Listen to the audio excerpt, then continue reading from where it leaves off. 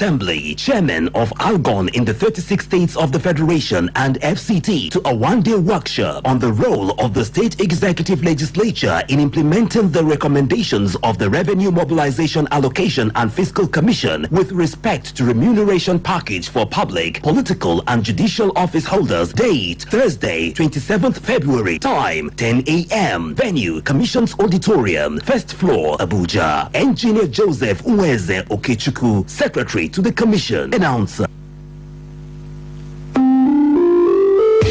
The Ministry of Solid Minerals is ready to position the sector for international competitiveness. We need to attract the big players into this sector. Just like the oil sector, you have the oil majors, and those are the ones that can bring in the heavy foreign direct investment. Join us as we take you on a journey to diversify our economy through the solid minerals sector on the program Solid Minerals Update on the network service of Radio Nigeria this Thursday at 7 o'clock in the evening, where we answer all your questions on solid minerals development in the country. Solid Minerals Update promises to be insightful, educative and resourceful. The time again is 7 p.m. on the Radio Nigeria network. Don't miss it.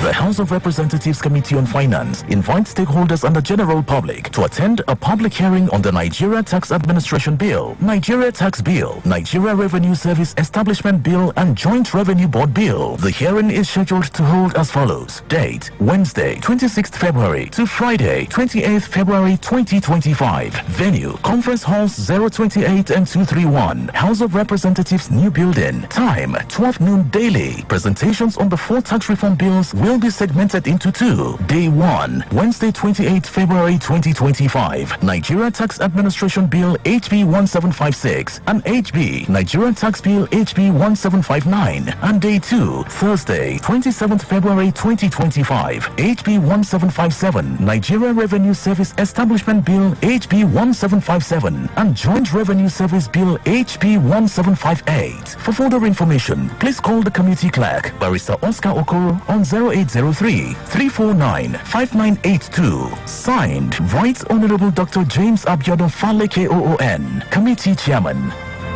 Radio Nigeria, uplifting the people and uniting the nation.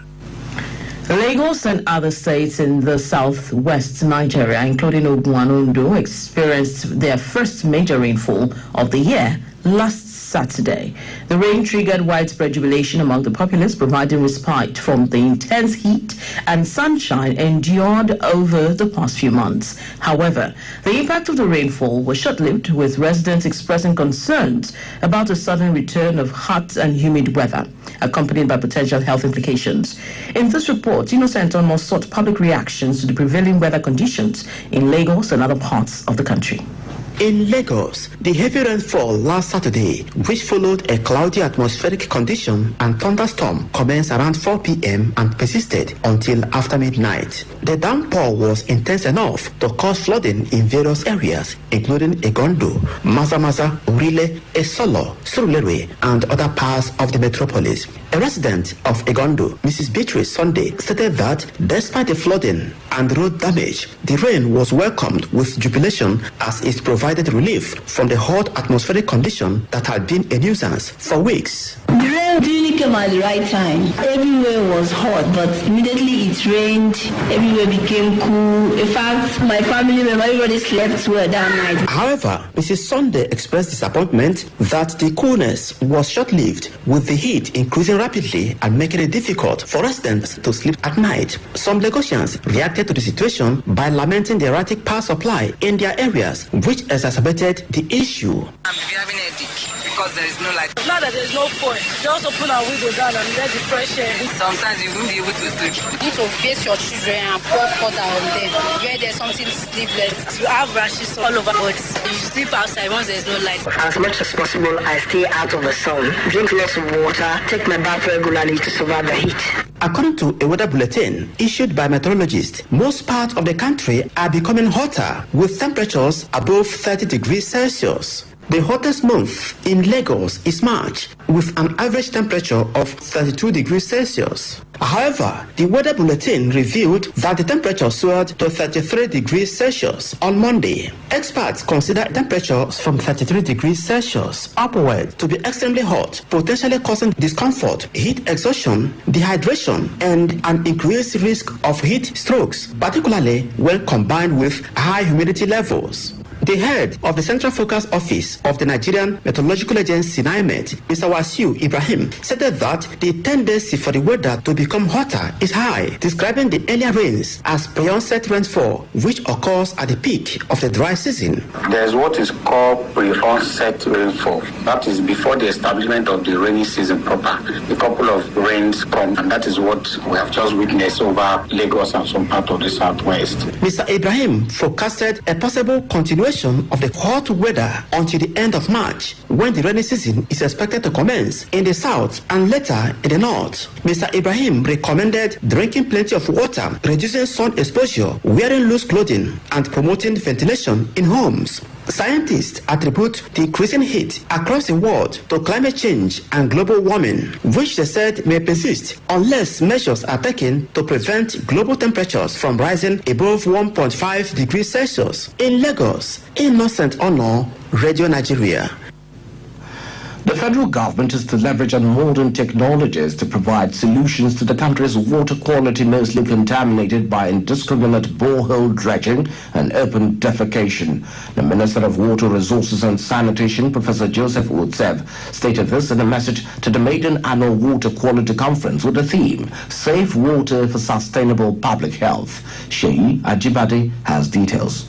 Nigeria has been facing significant challenges regarding water quality, primarily due to industrial pollution, inadequate water waste treatment, open defecation, and extensive use of agricultural fertilizers and pesticides. These factors have led to the contamination of vital water bodies, posing substantial risks to human health and aquatic ecosystems. The lack of access to clean drinking water has led to outbreaks of waterborne diseases. It was to address these challenges that the theme of the Water Quality Conference, Safe Water for Sustainable Public Health, was selected. The Minister of Water Resources and Sanitation, Professor Joseph Utsev, represented by the Permanent Secretary in the Ministry, Richard Filangwa, said the conference represented the Ministry's national response to addressing the challenges of the sector and meeting up with the renewed hope agenda of President Bola Ahmed Tinubu. Professor Utsev said poor sanitation remains a significant concern, with the situation further worsened by unregulated borehole drilling and lack of adherence to standard codes of practice. A situation, he said, needs effective collaboration and mass mobilization of citizens. The ministry, despite these daunting challenges, is leveraging on modern technologies to put in place innovative solutions while collaborating with local and international partners to squarely address the water quality challenge. The UNICEF Watch Manager for Climate Change, Shiran Jibitiwari, said more than 2/3 of the country's water resources were contaminated and not safe for drinking purposes. And the major bacterial contaminants were E. coli and Salmonella. The Deputy Chairman, House Committee on Water Resources and Sanitation, Musa Avia, pledged the National Assembly's commitment to supporting the Ministry of Water Resources and Sanitation to achieve its desire to improve the nation's water quality. In Abuja,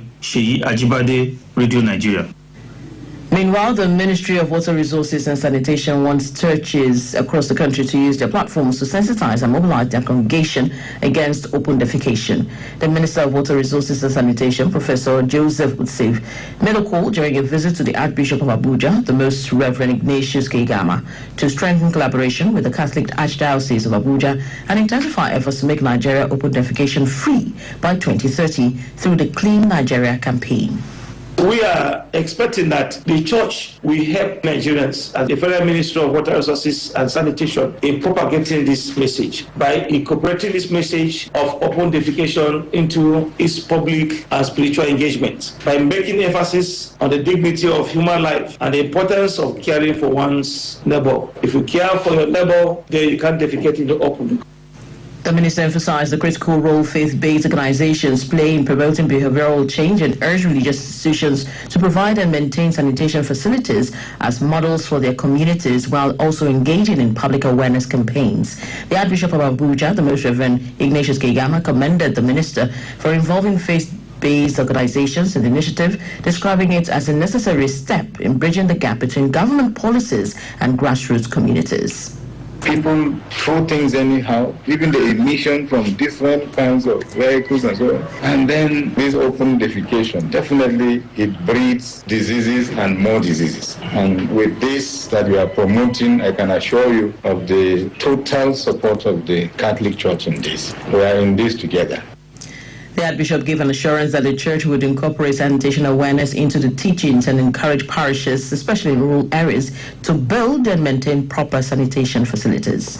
The Southeast Caucus of the House of Representatives has called on the National Agency for Food and Drug Administration and Control, NAFDAC, to quickly prosecute the offenders of Onitsha Bridgehead Medicine Market to ensure reopening the market in Anambra State. The caucus, during a news briefing at the National Assembly complex in Abuja, condemned the nefarious activities of some traders and businessmen who peddle and engage in the production and distribution of fake drugs. The leader of the caucus, Mr. Igariwe Enwo Huang, commended NAFDAC for their intervention in halting the criminal activities of some merchants, described the traders and businessmen involved as saboteurs of the nation's economy. Mr. Enwo, however, pointed out that sealing of a market that catered for over 90% of the medication needs of the Southeast and South-South might not be the best approach.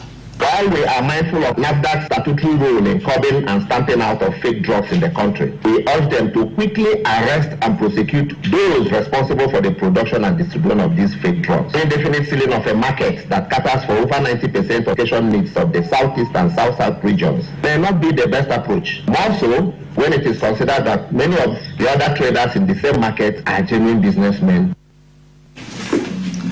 The caucus also called on the Nigerian Customs Service to live up to their responsibilities by ensuring that land, sea and air borders were better protected from free from influx of fake and adulterated drugs.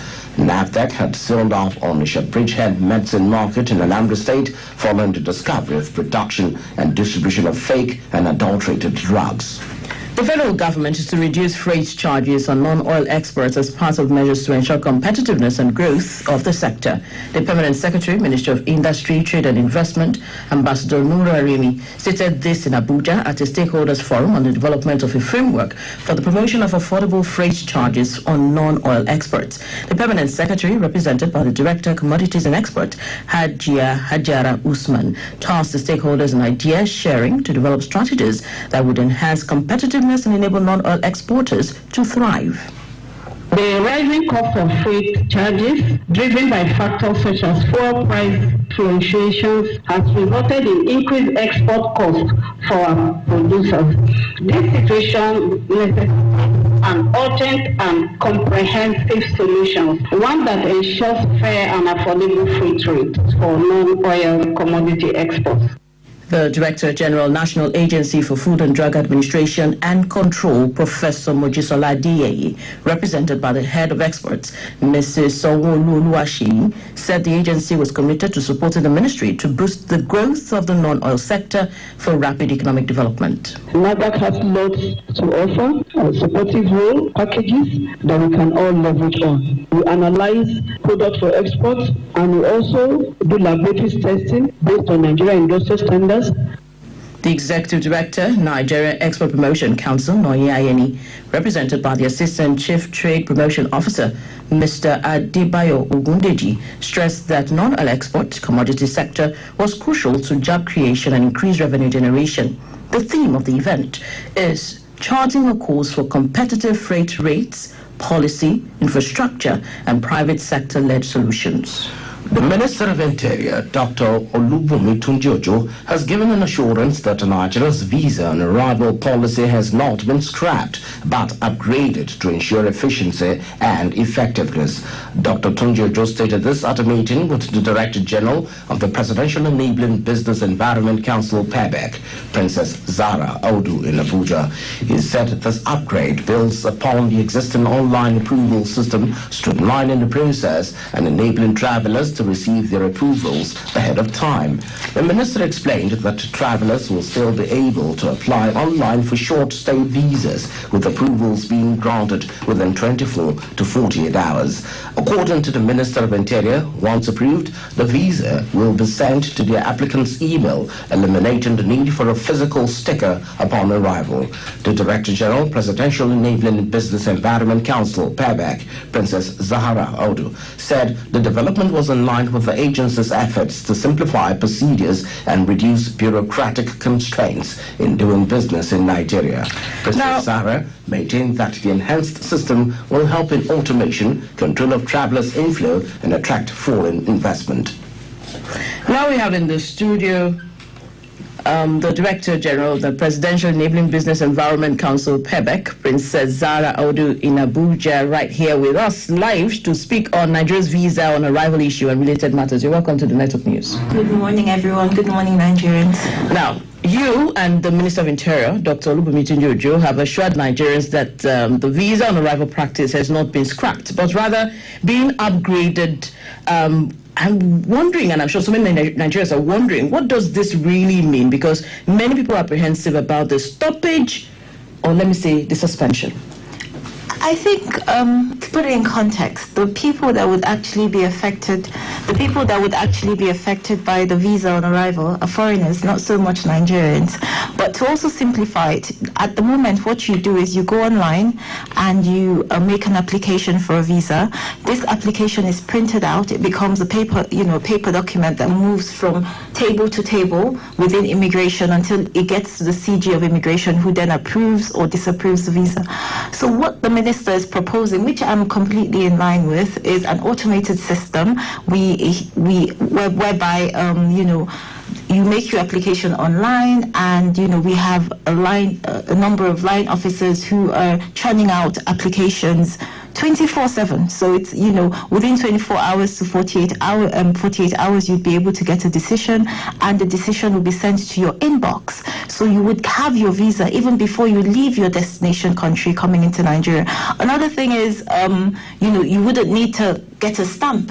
It simplifies the process. It's so much simpler. You just come in, they scan your passport and you have access. Already you've been cleared to come into the country. So I think it simplifies the process. It's automating everything. It's ensuring transparency. It's ensuring efficiency. I mean, we know for a fact that technology sort of solves most problems, to be honest. And sometimes the human element of moving papers from one desk to the other can be slow, can be frustrating. And I know people have faced a lot of challenges with getting visas. I honestly believe that this would be a simplified process.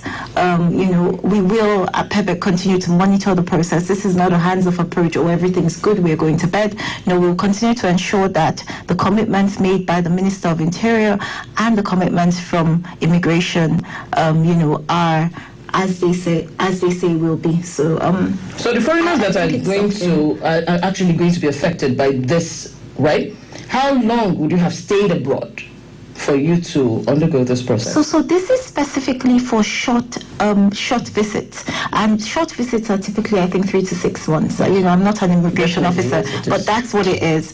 And also with this one, I mean, you can apply as many times as you want to. You'd be given an approval, like I said, within 24 to 48 hours, as long as you don't obviously have any criminal records or any issues with Interpol, because obviously the system is linked with Interpol, so it might flag some applications. But if you have no such issues and you're a frequent traveler, then for sure it would be seamless. So this is definitely an upgrade and an improvement.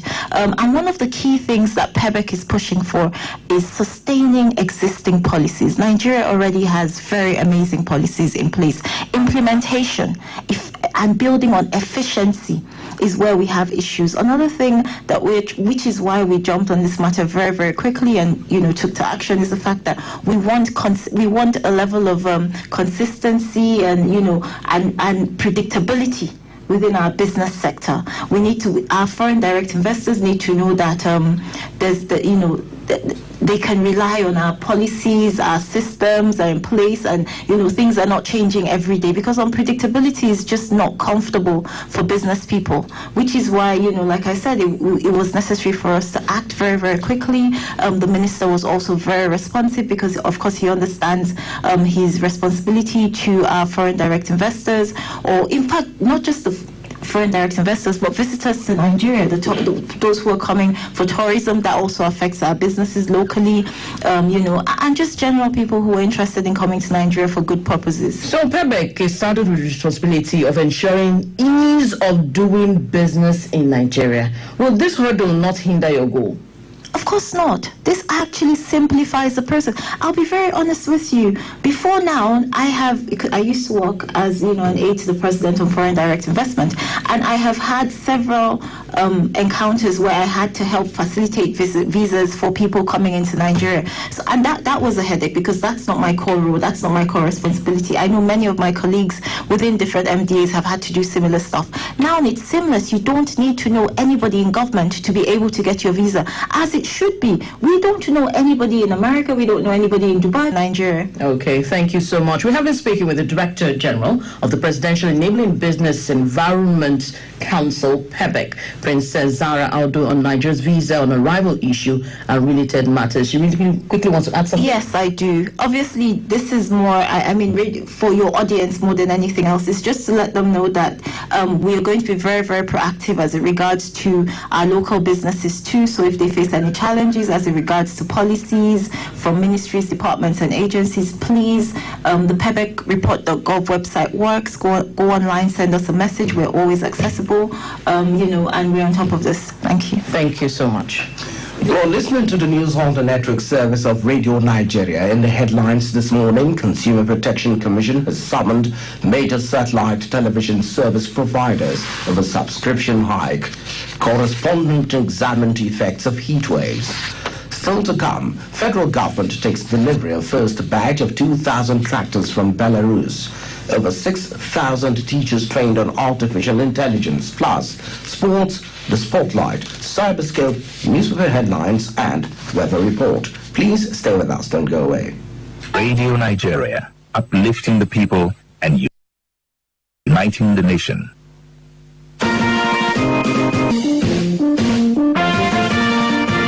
The parade has been dismissed, but sweat and blood have been shed.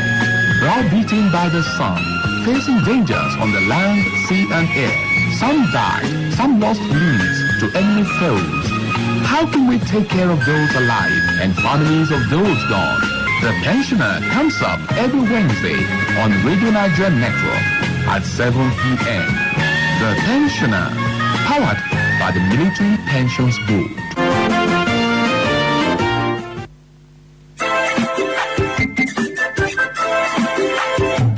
It's the only radio network in Nigeria. The network that attracts over 40 million high net worth individuals. Unarguably, the only radio channel that draws key decision makers through incisive and up-to-date news, scintillating sportscasting, and exciting programming. Radio Nigeria Network Service, the haven for discerning investors who wish to reach their target audience at the lowest cost per thousand. Your brand and corporate image deserve nothing less than a sustained exposure on Radio Nigeria Network Service. Try us today. Radio Nigeria, uplifting the people and uniting the nation. The federal government is taking a significant step in its agricultural mechanization drive with the arrival of the first batch of the 2,000 tractors from Belarus. At the Minister of Agriculture and Food Security, Senator Bakar Kyari, expressed satisfaction with the progress of the Nigeria-Belarus Mechanization Partnership, which was formalized in September last year. Senator Bakar Kyari attributed the milestone achievement to government's commitment to modernize agriculture, increase productivity, and ensure food security for all Nigerians. He explained that under the initiative, 2,000 tractors are being deployed with 9,072 assorted agricultural implements implements designed to support different farming operations. The minister, however, gave an assurance that the tractors would be deployed for this year's wet season farming with enough spare parts to last for the next 4 years. In the meantime, the federal government is to recruit 30,000 youth into livestock farming as part of the presidential initiative on livestock development. The Minister of Livestock Development, Alhaji Idi Mukhtar, who stated this when a team from Brazil paid him a visit in Abuja and explained that the investment partnership will focus on youth with a genuine passion for livestock.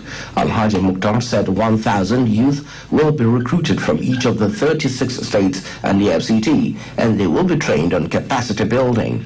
The chief executive officer of the Brazilian firm, Ricardo Lacerda, maintained that Brazil was planning to develop approximately 200,000 ranching operations for beef, a model that will be replicated in other states.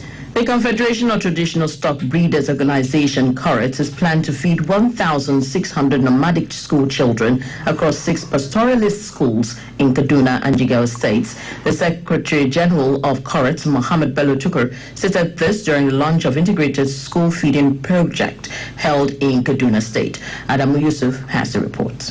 The project, which is being implemented in Kachia, Laduga Grazing Reserve in Kaduna State, and Megatari local government area Jigawa State, was supported by ECOWAS Commission, the Spanish Development Corporation, and the Federal Government of Nigeria. The Secretary General of CORET, Mohammed Tukur, explained that the project aimed to support the promotion of integrated school feeding program for nomadic pastoralists. We also thank President Bola Ahmed Tinubu for recognizing the potentials of livestock development in Nigeria and for the very first time created an entire ministry. The Minister of Livestock Development, Alhaji Idi Mukhtar, who was represented by his special assistant, Dr. Isaac Bello, assured that federal government will continue to work with partners to ensure the success of schools feeding program. The minister is really happy with this event, and he extends his regards to the CORET and the donors. The representative of ECOWAS, Dr. Sita Kumaga, explained that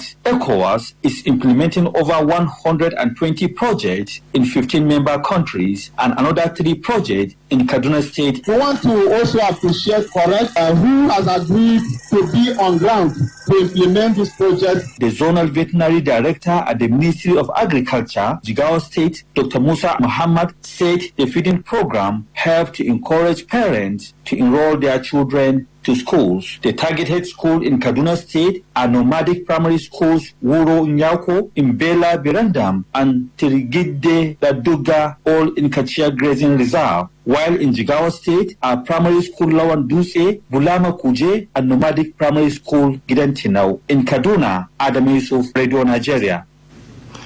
The Tertiary Education Trust Fund, TED Fund, is collaborating with the British Council to boost transnational education in Nigeria. The Executive Secretary of the Fund, Sani Etono, who stated this in Abuja when he received the delegation from the British Council led by the Director of Global Network, Charlie Walker, said the collaboration will expose Nigerian academics to global best practices and enhance the overall quality of education in the country. Mr. Etono explained that the approach will also enable local institutions to develop capacity to offer high-quality programs and reduce reliance on foreign education. The leader of the delegation from the British Council, Charlie Walker, stressed the importance of transnational education in bridging the knowledge gap and promote cultural exchange, as well as research collaboration. Still talking education, the National Senior Secondary Education Commission is training 6,000 teachers across the country on artificial intelligence to enhance teaching and learning in the nation's education sector. At the inauguration of the training and launch of minimum standards for senior secondary school in Abuja, the Minister of Education, Dr. Olatunji urged Olatunji Alausa urged the participants to take advantage of the program to build their capacity and contribute to national development. The minister, represented by the Director, Senior Secondary Education, Haja Binta Abdulkadri, maintained that education was the cornerstone for any meaningful development, hence the need for beneficiaries to equip themselves with modern technology for teaching and learning. The Executive Secretary, National Senior Secondary Education Commission, Dr. Iyela Ajayi, called key stakeholders to support the initiative by investing in infrastructure, teaching, training, and learners' welfare to ensure improved outcomes. We're giving all the states, senior secondary schools in this country, 9 months to fully implement the minimum standards for senior secondary education. Implementation begins now. The lead facilitator, Dr. Oluwakemi Oluriola, said the essence of the training was to bridge digital gap in teaching and learning to enhance productivity.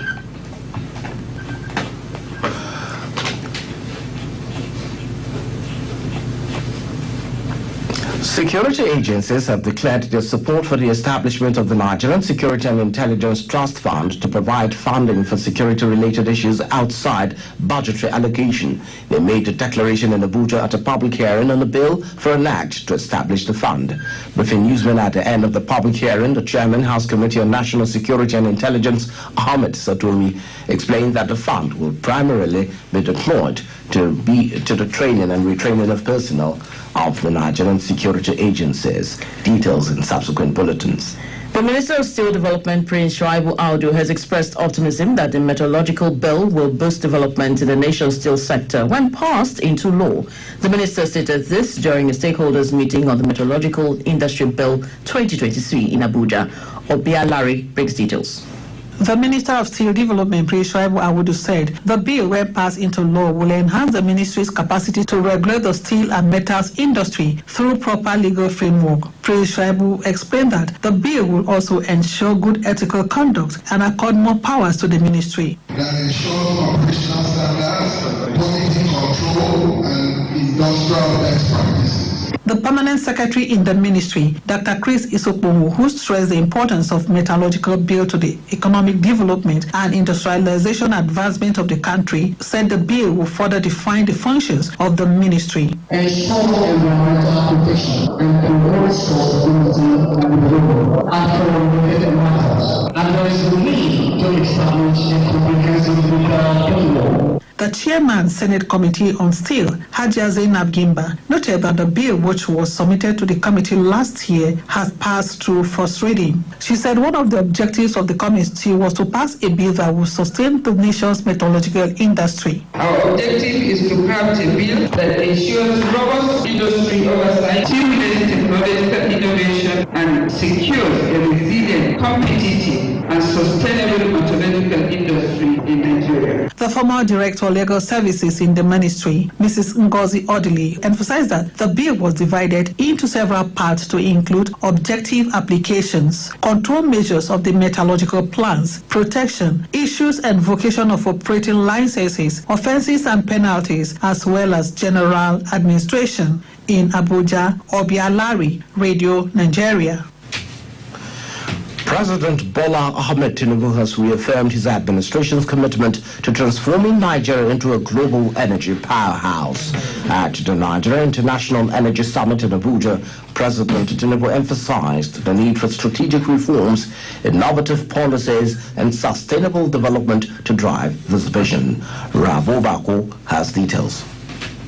The Nigeria International Energy Summit serves as a global platform for engagement and collaboration between international stakeholders and key players in the country's oil and gas industry. This year's summit convened industry leaders, investors, and entrepreneurs from across Africa and beyond to explore innovative strategies for developing and advancing energy sector with the theme Bridging Continent, Connecting Investors Worldwide with Africa's Energy Potential. Speaking at the event, President Bola Tinubu, represented by the Minister of Finance, Dr. Doris Aniete, reaffirmed his administration's commitment to positioning Nigeria as a commercial hub of energy financing, promoting sustainability in the sector. Dear participants, the selection of Nigeria as a host country for the headquarters of the African Energy Bank, by securing this prestigious institution, we have positioned Nigeria as the hub for energy financing, fostering investment, innovation, and job creation.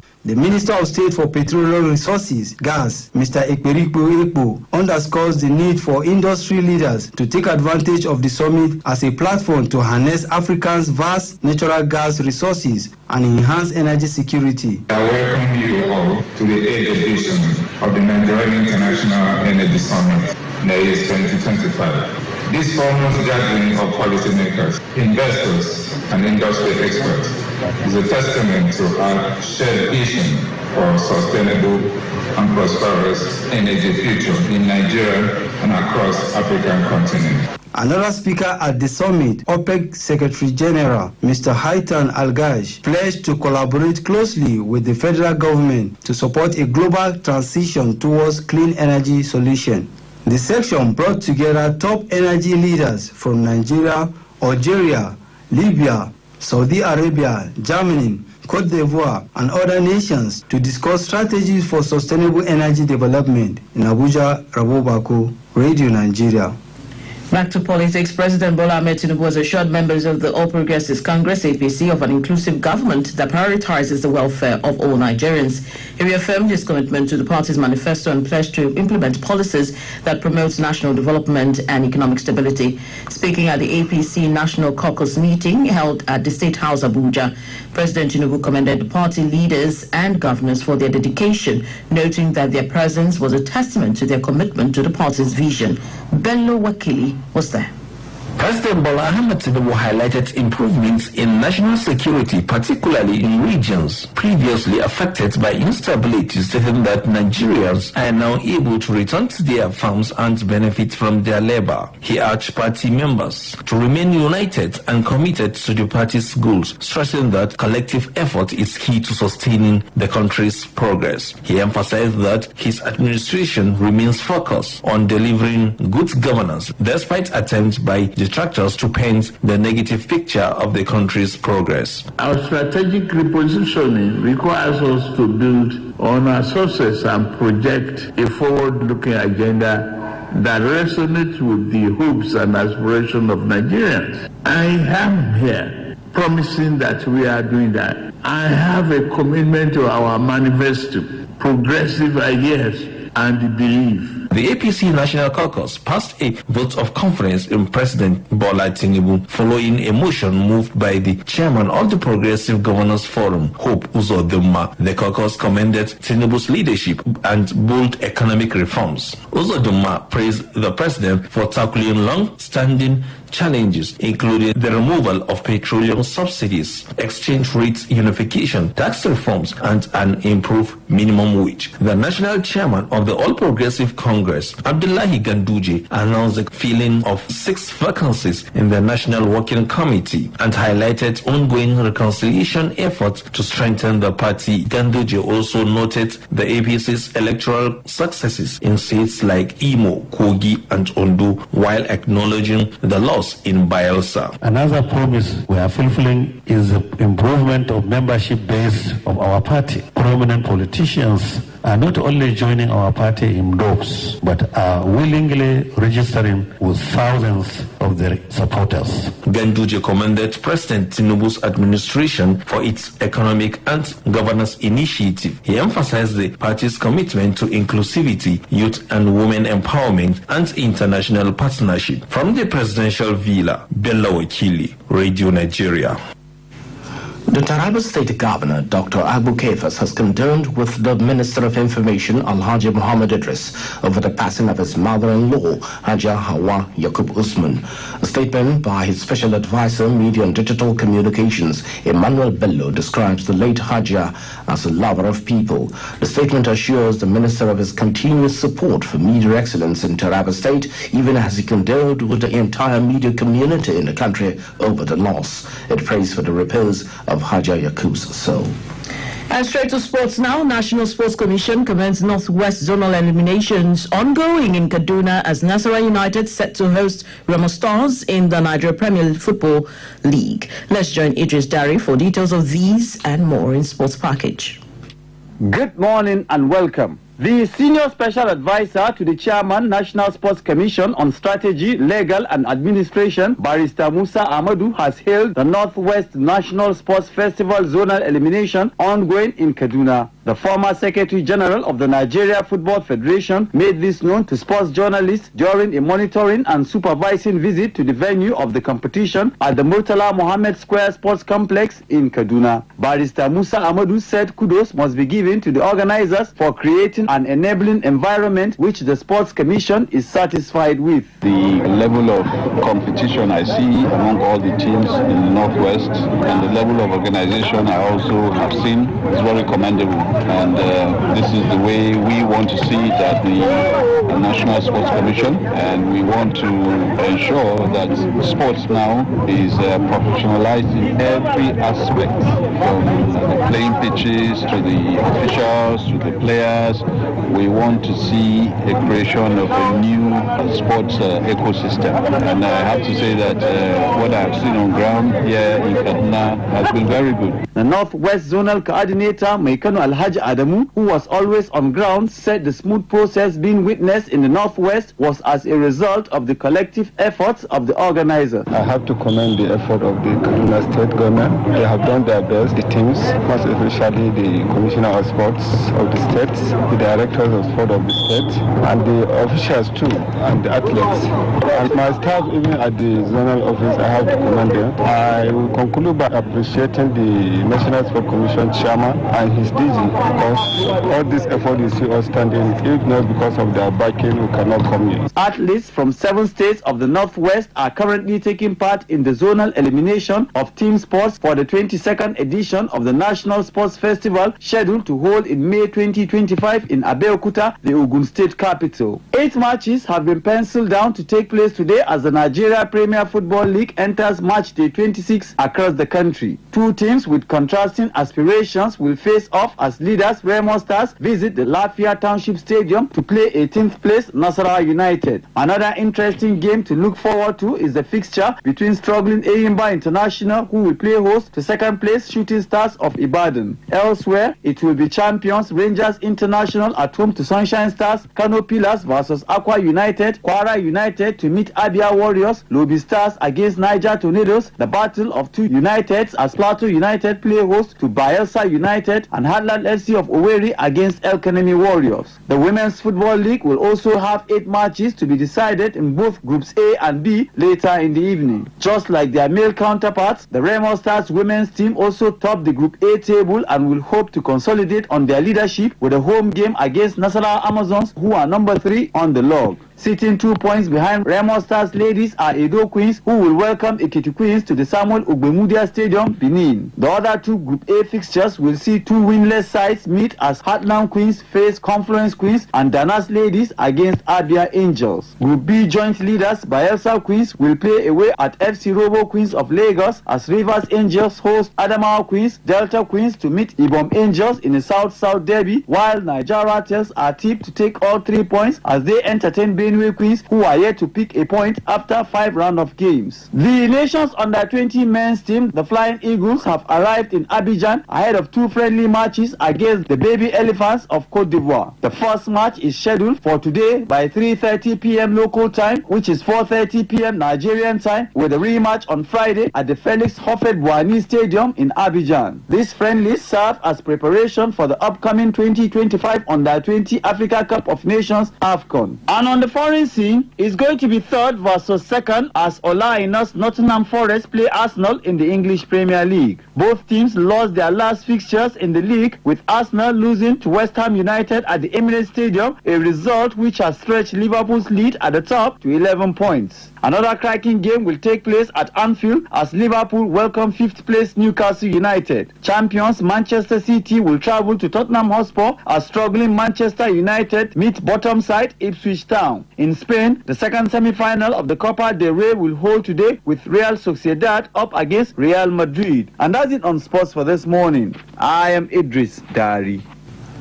Thank you, Idris, and that takes us to the spotlight, which is on Amadeus University, a new dawn in tertiary education. It is written by Noel Ihebuzo, member, Governing Council, Amadeus University, Amizi. Today marks a historic milestone as we celebrate the official birth of Amadeus University. This occasion is a testament to resilience, vision and unwavering commitment of the chairman, BOT of the university, as well as those of the Project Implementation Committee and the Steering Committee, which were set up to work with the chairman to actualize the dream.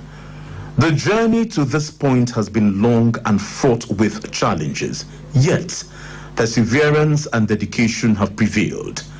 The Project Implementation Committee undertook the arduous task of establishing a new private university, navigating complexities with determination. This collective effort culminated in the granting of our license by the National Universities Commission, NUC, in 2023. With the license secured, a flurry of activities commenced to ensure that students are welcomed for the 2024-2025 academic session. Today's opening ceremony stands as a testament to the hard work and strategic planning of both the Project Implementation Committee and the Amadeus University Steering Committee. It is a day of celebration, not just for the birth of a new institution, but for the promise it holds in addressing critical gaps in Nigeria's tertiary education system. Amadeus University is committed to tackling some of the persistent flaws in the educational landscape, which includes an overemphasis on rote learning rather than critical thinking and creativity. A traditional pedagogical model that relies heavily on behaviorist approaches, insufficient focus on fostering innovation and problem-solving skills, a lack of curricula designed for real-world relevance, and the overcrowded classrooms that hinder quality learning experiences. Situated in the serene green environment of Ikwano, Abia State, Amadeus University, whose name aptly means loved by God, will redefine higher education.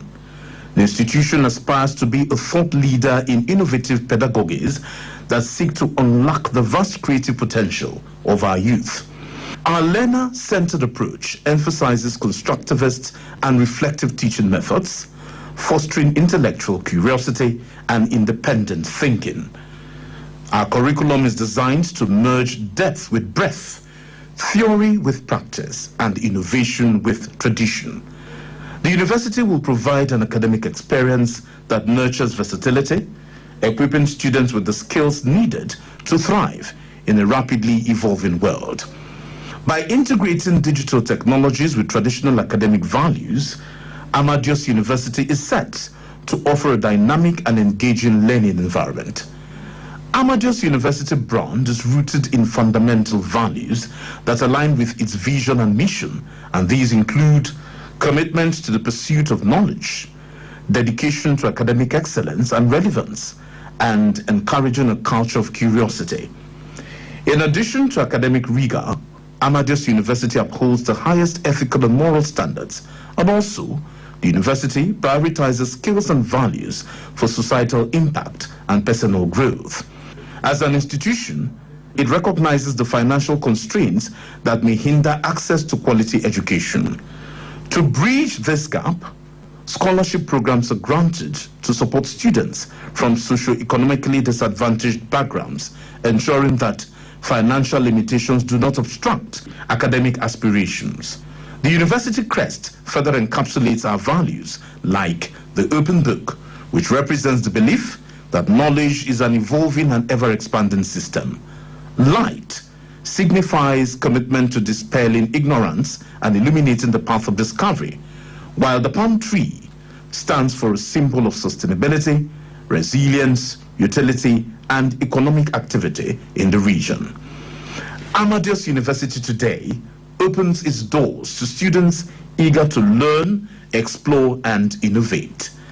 We welcome all who aspire to excellence, offering them a 21st century digitally driven learning experience grounded in academic tradition and service to society. As we embark on this journey, we invite students, scholars, and stakeholders to join us in shaping a future where education is not just about acquiring knowledge, but about creating solutions, inspiring change, and making meaningful contributions to the world. That spotlight on Amadeus University, a new dawn in tertiary education, was written by Noel Ihebuzon and read by Fubara Pepple. Next is Cyberscope, bringing you the latest trends in Nigeria's social media space. The exclusion of certain countries from the U.S. visa waiver program continues to be a topic of active discussion. But Nigerians have expressed a range of emotions, from disappointments to frustrations over the program.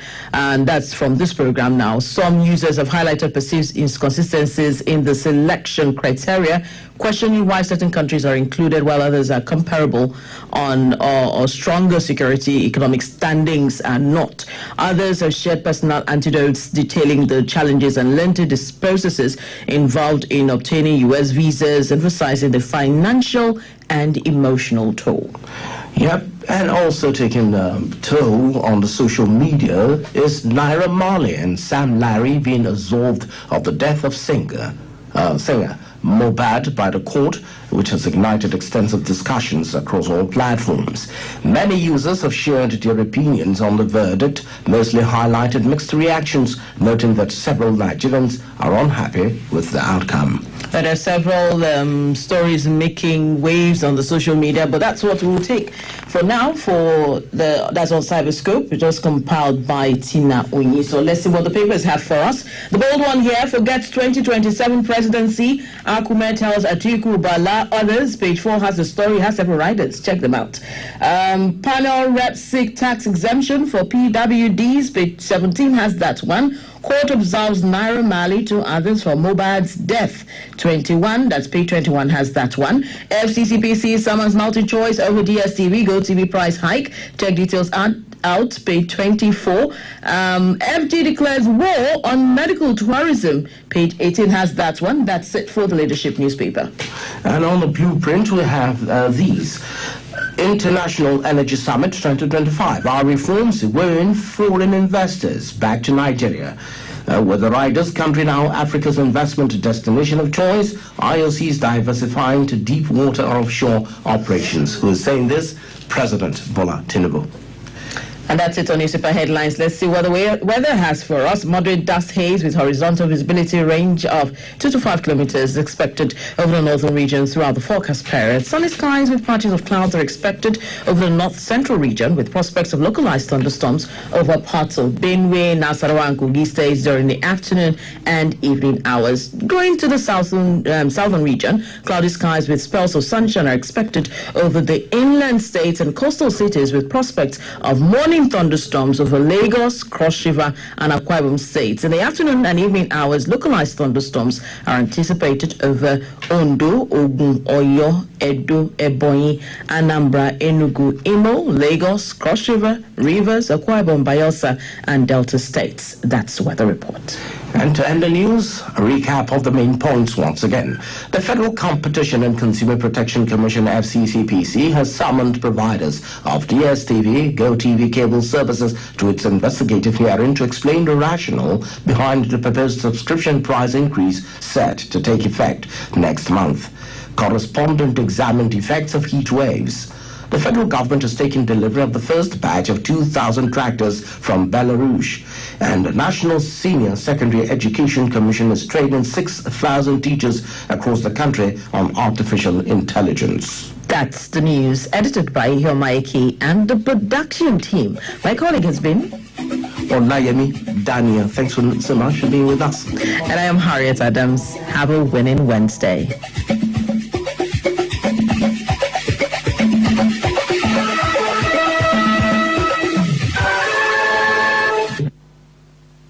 I see it coming. I be on the hotline like every day. Breaking forth like a new dawn. Rising like the sun. Real live radio. Illuminating your heart. Radio listening pleasure like never before. Only on the station that rocks. Capital FM. Capital FM. Capital FM. 92.9. He's crazy. There's nothing like Capital FM. Abuja Abuja, are you ready? It is Success Motivation 3.0. The biggest business empowerment event is here. Get ready for an extraordinary opportunity to elevate your business and step into greatness. Success Motivation 3.0, powered by Beyond Borders Foundation in collaboration with Abuja Enterprise Agency, is set to take place live at Eagle Square, Central Business District, Abuja, on Saturday, the 1st of March, 2025 at 2 p.m. prompt. This life-changing event will empower over 10,000 attendees with business grants, equipment grants, starter packs, business clinics, entrepreneurship training, and business exhibitions, all designed to help you build, grow, and scale your business. This is your chance to receive the tools, knowledge, and inspiration to take your business and life to the next level. Success is calling. Will you answer? Date, Saturday, 1st of March, 2025. Time, 2 p.m. prompt. Venue, Eagle Square, Central Business District, Abuja. Admission free, but registration is required. To register to attend or to exhibit your business, kindly visit www.successmotivation.africa or call 091-645-44070. Again, 091-6454-4070. This program is brought to you by Christ Embassy Jahi. See you there.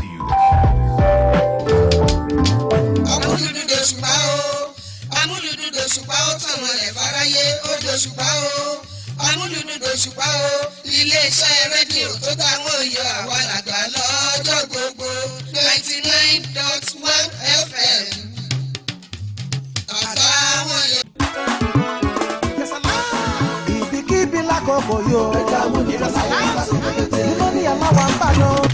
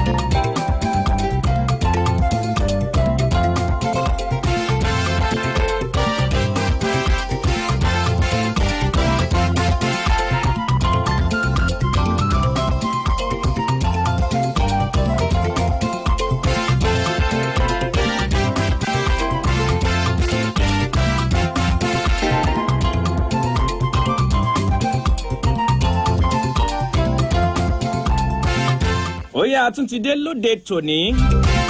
Iṣẹ́ wa ní àṣà wa ni ó ti bá wa lára mo ti bá wa lẹ́jẹ̀ mu. Ẹ bá ti ń gbọ́ ìró yẹn tó ń dún porodó lọ́tùn tó ń dún porodó lósì. Ẹ ti mọ̀ wípé ètò yín ètò wa lórí ọ̀dàn. Ó tún gorí atẹ́gùn náà nìyẹn. A tún ṣe kinní ọ̀hún bá àti máa ṣe. Yóò tún rí bó ti yẹ kó rí o. Ẹ jẹ́ kí n máa tún fi àkókò yìí kí n máa fi kí yín o. Wípé ẹ káàbọ̀ sórí ètò yín ètò wa lórí ọ̀dàn mútàárọ̀ tòní. Jẹ́ ojúmọ́ owó ojúmọ́ ọmọ ojúmọ́ àìkú ti ṣe bálẹ̀ ẹ̀ tọrọ. Níbo lẹ wà mẹ́ẹ̀ tẹ́tí láǹfààní láti máa gbọ́ agbádùn lórí ètò náà láàárọ̀ yìí. Ó yá o, ẹ mú jòkó towó, kẹ́ ẹ mú tọmọ, kẹ́ ẹ mú tàkú ti ṣe bálẹ̀ ẹ̀ tọrọ. Gbogbo ẹ̀yin tẹ́ ẹ sì wà lórí ìrìn náà, ó yẹ ẹ máa rìn lọ́kẹ́ sì máa gbọ́ wa. Ẹ̀yin tẹ́ wà nínú ọkọ̀ yín, ẹ kú ojúmọ́ láàárọ̀ yìí, ẹ káàbọ̀ sórí ètò náà. Lórí ọ̀dàn lètò ọ̀hún láti iléeṣẹ́ rédíò Nàìjíríà, rédíò ìjọba àpapọ̀, eléyìí tó làlúkáyéjá. Ẹ mọ́ gbàgbé, ẹ tún láǹfààní láti lọ bá wa lórí ìkànnì táyélujára ti Facebook Live wa. Ẹ bá ti débẹ̀ báyìí, ẹ máa tẹ Premier FM 93.5 bó sì jẹ́ ìkànnì tí iléeṣẹ́ rédíò gọ́gọ́gọ́ tẹ̀ tí ń gbọ́ wa yẹn náà ni. Wọ́n náà wà ńbẹ̀ wọ́n dúró gbangba dìgbà síbẹ̀ o. Ẹ̀yin tí a nílùú Abẹ́òkúta ẹ kú ojúmọ́ láàárọ̀ yẹ gbámọ́ ní sàbí agbóngbò àkàrà ní gbogbo ìpínlẹ̀ Ògùn pátápátá ojúmọ́ ayọ̀ lọ́mọ̀ mọ́ wa. Ó yá wa ti dé gẹ́gẹ́ bí ìṣe wa nítorí pé àwọn kinní ọ̀hún pọ̀ síwájú wa láàárọ̀ yìí. Bí ìròyìn eré ìdárayá èyí tó kàn bọ́kì lọ́lọ́kan òjọ̀kan jákèjádò orílẹ̀-èdè Nàìjíríà àti káàkiri àgbáyé.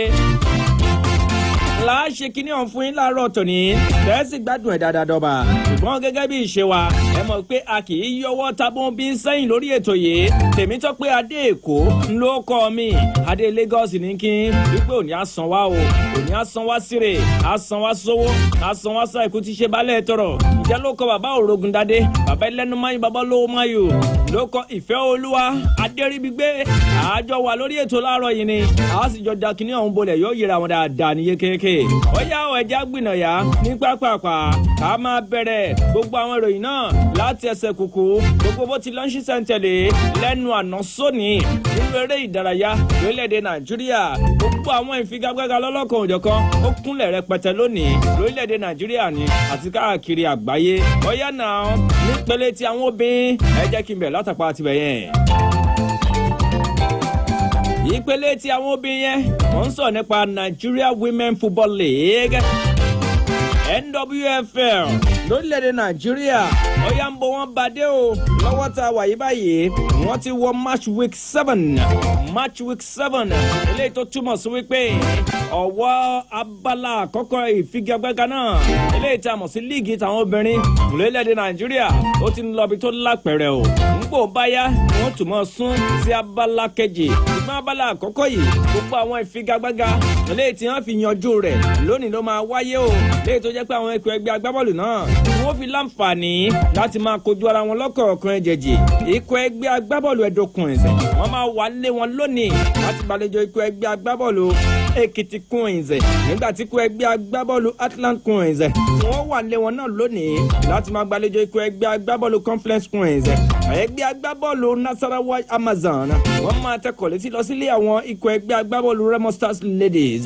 ìyẹn ní kẹ́nẹ́ Remo nípínlẹ̀ Ògùn lónìí Remo Stars Stadium ní ìfigagbága yẹn ti máa wáyé ní ikọ̀ ẹgbẹ́ agbábọ́ọ̀lù Danas Ladies àwọn náà máa wà nílé o láti máa gbàlejò ikọ̀ ẹgbẹ́ agbábọ́ọ̀lù Abia Angels ó ṣe máa lọ ṣiṣẹ́ ń tẹ̀lé nìyẹn ní gbogbo àwọn ìfigagbága eléyìí tó máa wáyé ní Group A nínú ìdíje ti NWFL lórílẹ̀‐èdè Nàìjíríà bákan náà lọ́mọ ó ṣe ṣorí o nínú àwọn ìfigagbága èyí tó máa wáyé láàrin àwọn ti Group B àwọn ikọ̀ ti Group B rèé ikọ̀ ẹgbẹ́ agbábọ́ọ̀lù Rivers Angels wọ́n máa wà nílé o láti máa gbàlejò ikọ̀ ẹgbẹ́ agbábọ́ọ̀lù Adamawa Queens nígbà tí ikọ̀ ẹgbẹ́ agbábọ́ọ̀lù Niger Rattles àwọn náà máa wà nílé láti gbàlejò ikọ̀ ẹgbẹ́ agbábọ́ọ̀lù Benue Queens Bayelsa Queens wọ́n máa tẹkọ̀ létí lọ sílé àwọn FC Robo Queens lónìí Oníkan Stadium ní ìfigagbága yẹn ti máa wáyé o ikọ̀ ẹgbẹ́ agbábọ́ọ̀lù Delta Queens wọ́n wà ní Stephen Keshi Stadium láti máa gbàlejò ikọ̀ ẹgbẹ́ agbábọ́ọ̀lù Ibom Angels lónìí ní gbogbo àwọn ìfigagbága tó máa wáyé aago 4 nírọ̀lẹ́ òní ní ti Delta Queens àti Ibom Angels yẹn ló máa wáyé o lọ́lọ́kọ̀ọ̀kan ẹ̀jẹ̀jì tàbá wa ń sọ lórí ìfigagbága ọ̀hún lọ́lọ́kọ̀ọ̀kan ẹ̀jẹ̀jì báyìí ìyẹn ìdíje líìgì ti àwọn obìnrin NWFL tí mo mẹ́nu báyìí ọmọ ikọ̀ ẹgbẹ́ agbábọ́ọ̀lù Remo Stars kan tá a mọ̀ sí Bọ́lájí Ọlámídé lọ́jọ́ kó sì ń léwájú o tàbá ń sọ nípa àwọn agbábọ́ọ̀lù ó ti gbábọ́ọ̀lù tó pọ̀jù lọ wọnú àwọn nínú ìdíje ti NWFL fún ti sáàyè Bọ́lájí Ọlámídé Remo Stars ló ń gbá bọ́ọ̀lù fún ẹni tó ṣeéṣe kó tún pẹ́ wọlé náà lọ jẹ́ Osigwe Goodness lójọ́ ọmọ ikọ̀ ẹgbẹ́ agbábọ́ọ̀lù Edo Queens ìyẹn ti gbá bọ́ọ̀lù 4 wọnú àwọn lẹ́nu ìgbà tí ìfigagbága ọ̀hún ti bẹ̀rẹ̀ ẹ̀wájú àwọ̀ àlàfo tó wà láàrin àwọn méjèèjì ààyè tí ń bẹ láàrin wọn ọmọọ̀fẹ́ bí nǹkan ọ̀yá náà látàpá àti bẹ̀yẹ mú kó ń bẹ̀ ìfigagbága lọ́lọ́kan òjọ̀kan bẹ́ẹ̀ bá gbàgbé mo fi gbọ́ lórí ètò yìí lọ́jọ́ ajé mo ní ó máa gbìnàyà lánàá ó sì gbìnàyà lánàá o nítorí tá a bá ń sọ̀rọ̀ nípa elimination stages lọ́lọ́kan òjọ̀kan ìyẹn náà ni àwọn ìpele tí kò mẹ́sẹ̀ ó yọ lọ́lọ́kan òjọ̀kan eléyìí tí àwọn ìpínlẹ̀ kankan fi ń gbáradì fún ìdíje ti National Sports Festival lẹ́kùn ọ̀jẹ̀kùn jákèjádò orílẹ̀-èdè Nàìjíríà ló ti ń wáyé báyìí nítorí pé àwọn ikọ̀ ẹgbẹ́ agbábọ́ọ̀lù àwọn ikọ̀ ẹgbẹ́ eléré ìdárayá lọ́lọ́kọ̀ọ̀kan èjèèjì láwọn ìpínlẹ̀ kankan ìlọ́jẹ́ pé wọ́n ń ṣojú ìpínlẹ̀ wọn báyìí láwọn ìfigagbága náà ẹ jẹ́ kí n sọ́rẹ́ máa já sí pápápá ìpínlẹ̀ Ọ̀ṣun tàbá sọ nípa ti South West ìpínlẹ̀ Ọ̀ṣun ìlọ́jẹ́ pé wọ́n ń ṣe dáadáa lọ́wọ́lọ́wọ́ báyìí o níbi ìdíje ti preliminaries wọn eléyìí tó ń lọ lọ́wọ́ ní ìlú Ìbàdàn ní àhín nítorí wípé ìpínlẹ̀ Ọ̀yọ́ ìní wọn fi ṣe sẹ́ńtà wọn o lóye jẹ́ pé gbogbo àwọn ìpínlẹ̀ yòókù ní gbogbo ilẹ̀ kóòtù òjìrè gbogbo South West tí wọ́n á pàdé ń bẹ̀ lọ́lọ́kọ̀ọ̀kan ẹ̀jẹ̀jẹ̀ ni wọ́n ti ń kópa nínú àwọn eré ìdárayá ọ̀hún. Eré ìdárayá basketball wọ́n ti kópa ńbẹ̀, eré ìdárayá ti hockey wọ́n ti kópa náà ńbẹ̀ o, kíríkẹ́ẹ̀tì náà ńkọ́ wọ́n mà ti gbà, bẹ́ẹ̀ náà wọ́n ti gbá bọ́ọ̀lù aláfẹsẹ̀gbá tá a mọ̀ sí football lọ́lọ́kọ̀ọ̀kan ẹ̀jẹ̀jì. Ọ̀yá àwọn ìpínlẹ̀ wo la lè sọ pé wọ́n ń ṣe dáadáa jùlọ báyìí? Ìpínlẹ̀ Ọ̀ṣun wọ́n ń ṣe dáadáa o, ìpínlẹ̀ Ọ̀yọ́ náà àwọn náà ń gbìyànjú, ìpínlẹ̀ Èkó ńkọ́ àwọn náà pọ̀wọ́lé wọn. Lánàá báyìí àwọn ìfigagbága tó wáyé lánàá nítorí pé ibùdó méjì ọ̀tọ̀ọ̀tọ̀ wọn ti ń gbá àwọn ìfigagbága ọ̀hún. Wọ́n ń gbá kan lọ́wọ́ ní Liberty Stadium nílẹ̀ Ìbàdàn, bẹ́ẹ̀ náà wọ́n ń gbá kan lọ́wọ́ náà ní Ìlàjì Resort Sports Center eléyìí tó wà ní Àkànrán nílẹ̀ Ìbàdàn. Gbogbo àwọn ìfigagbága méjì lọ́lọ́kan òjọ̀kan eléyìí tó ti ń wáyé ńbẹ̀ ló gbéra sọ lánàá o. Àwọn ikọ̀ ẹgbẹ́ agbábọ́ọ̀lù volleyball náà beach volleyball wọ́n kópa lánàá. Ọ̀ṣun wọn lọ́ fàgbà ikọ̀ ẹgbẹ́ agbábọ́ọ̀lù tèkìtì pẹ̀lú àmì ayò 2-1.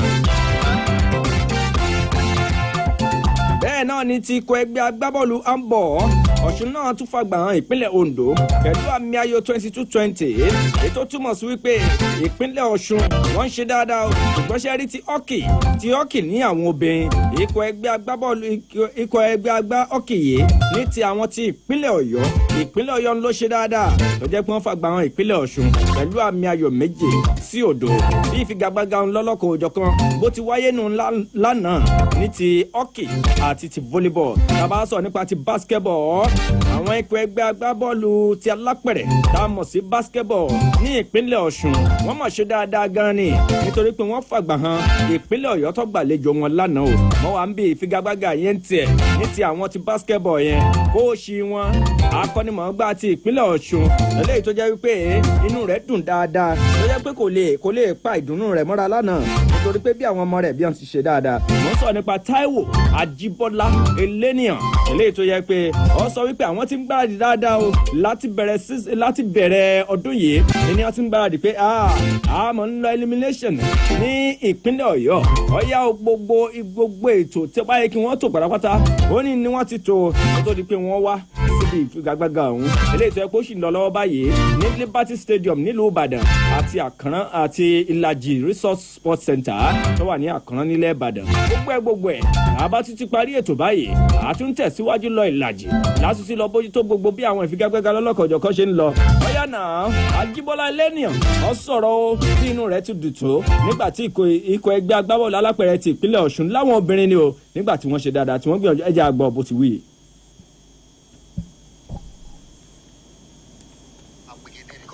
àti wà ń kàn bèsì ó ti ń lọ bí ọ̀sẹ̀ mẹ́ta àtàbọ̀ so adúpẹ́lẹ́ Ọlọ́run pé àpègede pé at the end of the day àwa la gbígbà ọ̀rọ̀ sókè. Kí ni àfojúsùn yín nígbà tí a bá máa pàdé elimination? Kí ni àfojúsùn ṣé máa lọ gateway àbí ẹ ṣe máa pàdé àwọn state mi ìbàyàtọ̀ sí Ọ̀yọ́ tẹ́ pàdé? Kí ni àfojúsùn? Lágbára Ọlọ́run a máa pègede àdè máa lọ sí gateway 2025 being our first time. Ìgbà àkọ́kọ́ wa tá máa kọ́kọ́ lọ ní bẹ́ẹ̀.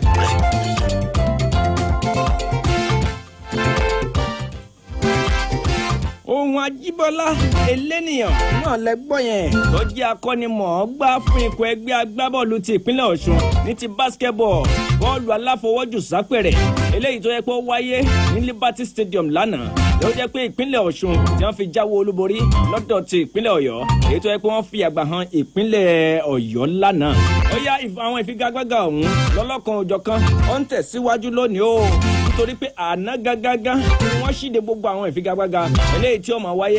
Ẹ má sì wá gbàgbé bí ìpele tí kọmẹ́sẹ̀ Ọ̀yọ́ yìí bó ti ń lọ lọ́wọ́lọ́wọ́ báyìí ní ìpínlẹ̀ Ọ̀yọ́ eléyìí tó jẹ́ ti ẹkùn gúúsù tìwọ̀ oòrùn orílẹ̀-èdè Nàìjíríà South West bẹ́ẹ̀ náà ló ń lọ lọ́wọ́ nílùú Benin èyí tó jẹ́ ti ẹkùn gúúsù South àtàwọn ẹkùn yòókù jákèjádò orílẹ̀-èdè Nàìjíríà nítorí pé gbogbo àwọn ìpínlẹ̀ tó bá ti ṣe dáadáa báyìí ní àhínà ní ló jẹ́ pé wọ́n ti mú gbogbo àwọn tí ó lọ ṣojú ìpínlẹ̀ kó wá àwọn níbi ìdíje ti National Sports Festival eléyìí tó máa wáyé lọ́dún yìí a pè ní Gateway 2025 èyí tó ń bọ̀ lọ́nà dídẹ̀dẹ̀dẹ̀dẹ̀dẹ̀ látàgbà tí bẹ́ẹ̀ mọ kú òǹbẹ̀ ẹjẹ́ àtẹ̀síwájú o nítorí pé àwọn ìfigagbága náà lọ́lọ́kan òjọ̀kan wọ́n máa wáyé lónìí tá a bá ń sọ nípa ìfigagbága ti ìdíje ti MPFL ìyẹn lórílẹ̀‐èdè Nàìjíríà àwọn ikọ̀ ẹgbẹ́ agbábọ́ọ̀lù lọ́lọ́kan òjọ̀kan wọ́n tún máa kojú ara wọn lónìí nínú ìdíje ti MPFL MPFL nítorí wípé ibi tí àwọn ìfigagbága dé báyìí ní ti díje ti MPFL yìí ó ti ń débi tó ní àpẹẹrẹ gan ni ó yà náà lọ́lọ́kọ̀ọ̀kan ìjẹ̀jì ẹ jẹ́ kí n sáré já yín sí èyí ń bà máa wálé lónìí wọ́n gbàlejò ikú ẹgbẹ́ agbábọ́ọ̀lù Shooting Stars láti ilẹ̀ Ìbàdàn ní àhìn bẹ́ẹ̀ náà ni ikọ̀ ẹgbẹ́ agbábọ́ọ̀lù Atlants ti lu Òwèrè àwọn náà máa wà lónìí láti gbàlejò ikọ̀ ẹgbẹ́ agbábọ́ọ̀lù Academy Warriors Kano Pillars náà ńkọ́ àwọn náà máa wà láti gbàlejò ikọ̀ ẹgbẹ́ agbábọ́ọ̀lù Akwa United Kwara United náà wọ́n máa wà lé wọn láti gbàlejò ikọ̀ ẹgbẹ́ agbábọ́ọ̀lù Abia Warriors Niger Tornadoes máa tẹkọ̀ létí lọ sílé àwọn Lobi Stars Nasarawa United náà máa gbàlejò ikọ̀ ẹgbẹ́ agbábọ́ọ̀lù Remo Stars nígbà tí Bayelsa United àwọn máa tẹkọ̀ létí lọ sílé àwọn Plateau United wọ́n lé láti gbàlejò ikọ̀ ẹgbẹ́ agbábọ́ọ̀lù Ikorodu City bí àwọn ìfigagbága lọ́lọ́kan òjọ̀kan eléyìí tó máa wáyé ní round of 26 tá a bá sọ nípa match day 26 nínú ìdíje ti MPFL lórílẹ̀‐èdè Nàìjíríà ikú ẹgbẹ́ agbábọ́ọ̀lù Shooting àdúrà láàmú bá wọn bàbá yìí wọ́n jẹ́ pé wọ́n pègede padà wálé o nílé àwọn Eyimba nítorí pé ìfigagbága yẹn ó máa ní agbára gan ni lórí àtẹ tábìlì wọn má gbàgbé ikú ẹgbẹ́ agbábọ́ọ̀lù Remo Stars ló sì ń léwájú o Shooting Stars náà ló sì wà nípò kejì báyìí eléyìí tó ń dùn gbogbo àwọn olólùfẹ́ wọn nínú pátápátá Rivers United náà lọ́jọ́ pé wọ́n wà nípò kẹta Abia Warriors náà àwọn náà wà nípò kẹrin Ikorodu City wọ́n wà nípò karùn-ún ẹja wo ti kọ ẹgbẹ́ agbábọ́ọ̀lù Kwara United tí wọ́n bá bọ́ o nígbà wọn bá ń kojú akẹgbẹ́ wọn ti ìpínlẹ̀ Abia Warriors àti ìpínlẹ̀ ti akẹgbẹ́ wọn Abia Warriors ọjàre eléyìí tó yẹ pé wọ́n lọ bá àwọn Kwara United nílé wọn akẹgbẹ́ wọn Abia Warriors nílé Kwara United ní ìfigagbága yẹn ti máa wáyé látàpá àti bẹ́ẹ̀ mo kó mbẹ́ ẹjẹ́ a máa sún lọ sọ́wọ́ wájú o nítorí pé lónìí àwọn ìfigagbága lọ́lọ́kan ọ̀jọ̀kan máa tún tẹ̀síwájú nínú ti díje ti English Premier League ìyẹn nílẹ̀ Gẹ̀ẹ́sì lọ́hùn bákan náà lánàá àwọn ìfigagbága kan náà wáyé bàbá Òrógúnádé bàbá ẹlẹ́nu máyò bàbá lówó máyò bàbá ti wà ń bí o ìmọ̀gbàgbé pé mo sọ fún yín náà pé ìfẹ́ olúwa adéríbigbé òun náà jọ wà lórí ètò láàárọ̀ yìí ni àjọ tó kíní ọ̀hún tó fi rówó bọ́ ni ó yá náà ẹ jẹ́ kí n máa lu àǹfààní kí n máa pe bàbá Òrógúndádé wọlé bàbá ẹlẹ́nu máyò bàbá lówó máyò káti ẹ̀kọ́ ṣàgbéyẹ̀wò ẹ̀ náà bí ìfigagbága láàrin ikọ̀ ẹgbẹ́ agbábọ́ọ̀lù Eyimba àti ikọ̀ ẹgbẹ́ agbábọ́ọ̀lù Shooting Stars bí ó ṣe rí lónìí o nígbà tí wọ́n lu àǹkojú ikọ̀ ẹgbẹ́ agbábọ́ọ̀lù Eyimba nílé wọn lọ́hùn bàbá Òrógúndádé bàbá ẹlẹ́nu máyò bàbá lówó máyò bàbá bó ní nǹkan láàárọ̀ yìí àmàdúgbẹ́ lọ́dọ̀ Ọlọ́run sá àjíbí ogun fọlọ́hún ẹ kú ètò ẹ ṣeun kíkì mi bẹ̀rẹ̀ látòrí gbogbo lọ́gàlọ́gà níléeṣẹ́ rédíò Nàìjíríà títí látòrí bàbá wa Mokika Dominic zonal director díẹ̀ka sport ìyá ògèdàn títí dẹ́nu olóró ẹ ṣeun ẹ káàárọ̀ gbogbo GMC wa ẹ káàárọ̀ ní gbogbo ààyè tẹ́ wà ní South West o gbogbo etí tó ń gbọ́ wa lórí platform wa àti tó ń gbọ́ wa lórí rédíò etí yín ò ní dìbàjẹ́ ẹ ní dìdàkudà Òrógúndádé ló ń kí gbogbo ilé o. ó dáa náà bàbá àwọn ọmọ yín àwọn Shooting Stars wọ́n tẹ̀síwájú lọ lónìí wọ́n máa kojú ikọ̀ ẹgbẹ́ agbábọ́ọ̀lù Eyimba lónìí àdúrà là ń gbà á fún wọn pé kí ẹ̀kọ́ kó ṣojú mímu fún wọn ìfẹ́ olúwa adébígbé ọ̀yà bá mi kí àwọn èèyàn nílé kí ni pa yín lẹ́rìn báyìí. àdúrà ni àdúrà ti gbà ní àdúrà ti gbà ẹ̀yà wà ń fọpẹ́ fọ́nà ìfẹ́ kí àwọn èèyàn nílé bò ní. ẹ̀yin ará ní ẹ káàárọ̀ báwo ni gbogbo nǹkan. àdúpẹ́ tọ́ ìwọ náà máa bá a dá sí láàárọ̀ ọ̀rọ̀ Shooting Stars yìí bàbá ní àdúrà ti gbà lọ́nà wo ni àdúrà fi gbà. n kò tí ní kákìrì má àdúrà gbà àdúrà ti gbà ni. ọ̀nà wo làdúrà fi gbà. ngbà tọpẹ ní pé kákìrì má àdúrà tẹ́yìí ń bà dàbí pé gbogbo ìgbà táwa ń gbàdúrà wọ́n ń practice kíní tí wọ́n gbogbo ìgbà táwa busy ní ilé ìjọsìn gbogbo lóríṣiríṣi àwọn Eyimba wọ́n wà ní láàbù táwọn ń practicalize gbogbo kíní tá ń ṣe lóríṣiríṣi nígbà sì ti dàbí ìpá tún ti gbọ́ lẹ́nu tọ́pẹ́ ní ìsìn pé a gbàdúrà fún àdúrà ti gbà àdúrà ti gbà àbí kí àdúrà làbà wọn gbà àdúrà ni àsámà á bọ̀ pé àdúrà dáa pọ̀ kò sí kékeré àdúrà kò dẹ̀ sí ní ńlá ẹ bá wá ládùúrà ògbà kò jábì kó kú yẹn wò. ẹ má jà parọ́ tọ́ra wa o n tó gbé Shooting Stars débi tí wọ́n wà yìí àdúrà àti iṣẹ́ náà ni o torí pé àwọn olólùfẹ́ wọn àpàtà. òdì kejì ló gbé Eyimba débi ọwà àti Rema Stars. àti òdì kejì ló gbé. tọpẹ́ sórí gbogbo tó wọn ẹ jẹ́ ká tiẹ̀ wo ìfigagbága yẹn náà báwo ló ṣe máa rí. n tí wọ́n practice ńlé ní ọ̀sán tí wọ́n gbà ní ọ̀hún bó ṣe pé a mọ̀ pé fatigue wà láti gba wọn ti ń gbá bọ́ọ̀lù ní ẹnu bíi ìjọ mélòó bí wọ́n ṣe ń travel lọ sí north ni wọ́n ń travel lọ sí east tí wọ́n dẹ̀ ń lọ sí south náà ṣe bí south east náà tó ń lọ ìnísìn bẹ́ẹ̀ni ní ọ̀dọ̀ àwọn Ẹ̀yìnbá Abá tí wọ́n bá dàbí pé àtìrí tí wọ́n gbá ní Adámọ̀sẹ̀gbà pé nǹkan ti ń yàtọ̀ ẹ̀yọ́ yàtọ̀ náà gbọ́n bá tó dàbí kù sí tó ní wọ́n mọ̀ mọ̀ ń wíní bọ̀ ní ọ̀dọ̀ Ẹ̀yìnbá ẹ̀mí tèmi ọ̀sọ́ bá ń fọ́ mi o wíní ní sọ fún mi o ẹ̀mí mi ìdẹ́ tán mi jẹ. ọmọ pẹ́ mi yín tẹ̀ yín jẹ. èmi náà tẹ̀lé babaláwo òkè babalẹ́yìn. torí tá a bá ní ká wo statistics wọn àwọn tí Ẹ̀yìnbá ò lè nà tàbí tán jọ gbá òmì gan shooting wọ́n ná wọn biru lóbi nìsín lóbi náà Ẹ̀yìnbá èyí tó tiẹ̀ máa burú jù ní pé gbọ́ Ọlọ́run ti bá wa ṣe tí ò ti jẹ́ pé lílọ tí wọ́n lọ wọn mú June 12 antagonist lọ́wọ́ kò lè kó tiẹ̀ bá wọn. ìyẹn ò lè kó tiẹ̀ bá wọn. wọ́n ti fọ̀pá lámbá harun gbọ́n rẹ̀ gbogbo tí ń bẹ lórí ẹnu so Ọlọ́run ti ṣe dáadáa bá ní ìsìngbà tí ò ti ṣe tí ò ti tá àti rédíò Nàìjíríà ò ti yàn lẹ́ni tí ó tẹ̀lé wọn lọ. ẹ̀yin ká lọ pàápàá sílé òkèrè torí àkókò wa ká tó máa lọ sílé òkèrè lánàá nílùú Ìbàdàn ètò kan wáyé o eléyìí tó jẹ́ pé àwọn ẹgbẹ́ àwọn akọ̀ròyìn eré ìdárayá asọ̀ròyìn eré ìdárayá léyìí tí èmi náà jẹ́ kan nínú wọn tí gbogbo àwa tó jẹ́ pé à ń kàròyìn eré ìdárayá lórí rédíò àti tẹlifíṣàn àtàwọn tí a ń kọ jáde nínú ìwé ìròyìn káàkiri kó jẹ́ pé gbogbo apéjúpésẹ̀ síbẹ̀ lánàá ìyẹn ò ní NUJ Press Center tó wà ní Ìyàgànkúnlé Ìbàdàn níbẹ̀ ni ètò ọ̀hún ti wáyé o symposium ní ìdánilẹ́kọ̀ọ́ tó ní agbára lórí àkànṣe eré ìdárayá kan eléyìí tó yẹ pé ọ̀pọ̀lọpọ̀ àwọn èèyàn wọn ò farasí wọ́n máa ní kí ni bẹ́ẹ̀ àwọn lówó nìkan ni wọ́n máa ń gba eré ìdárayá wo ni mò ń sọ èké bá ṣe eré ìdárayá golf ẹni tó wá jẹ́ captain golf club ní ti ìlú Ìbàdàn golf club ẹni tó jẹ́ captain wọn nílùú Ìbàdàn golf club Ṣèyí Àlàbá ló wá ṣe ìdánilẹ́kọ̀ọ́ níbi ètò yẹn lánàá ó wá dá lẹ́kọ̀ọ́ pé ẹ̀yin ń ròyìn eré ìdárayá ẹran jọbọjọbọ lẹ́mọ̀ ń sọnù yìí bàbá ń sọ nípa pé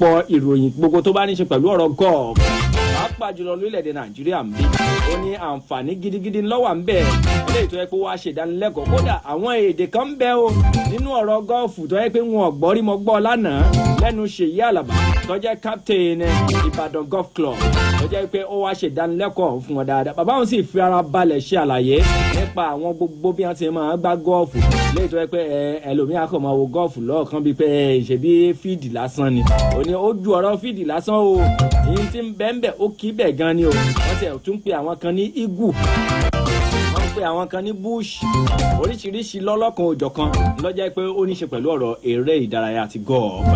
lánàá ètò yẹn ní agbára gan ni ó wáyé ní NUJ Press Center eléyìí tí ó wà ní Ìyàgànkúnlé Ìbàdàn káàkiri alága SWAN ní ìpínlẹ̀ Ọ̀yọ́ jẹ́ pé ó kó gbogbo wa jọ Ayọ̀míkún Ajíbọ́lá náà gbìyànjú dáadáa lánàá kò ní bàjẹ́ gbogbo apátápátá la wà ń bẹ̀ Ọjí Akẹ́ wà ń bẹ̀ Olúmídé Ògúnbíyì àjọ wà ń bẹ̀ àgbà tí ń bọ̀ láti ilé bá ti la ya bẹ̀ bó bá tún ti dàárọ̀ ibà àti ti gbéra ó tún di Àkànlẹ̀ Ìbàdàn ní Ìlàjì Sports Center níbi tá a ti lọ ṣe àkójọpọ̀ àwọn ìròyìn lọ́lọ́kan òjọ̀kan tó máa wáyé nínú ti elimination stages ti National Sports Festival látàpá àti bẹ̀rẹ̀ já lọ sílé òkèèrè lọ́wọ́ kan náà eléyìí tó yẹ pé gbogbo àwọn ìfigagbága tó wáyé lánàá tàbá ń sọ nípa ìdíje ti English Premier League nílẹ̀ Gẹ̀ẹ́sì lọ́hùn àwọn ìfigagbága lọ́lọ́kan òjọ̀kan máa wáyé ó yẹ ẹjẹ́ àṣìwò pàápàá Brighton wọ́n jẹjú àwọn Bournemouth mọ́lẹ́ o nípò ẹgbẹ́ agbábọ́ọ̀lù Aston Villa wọ́n lọ jẹ ànílé àwọn Crystal Palace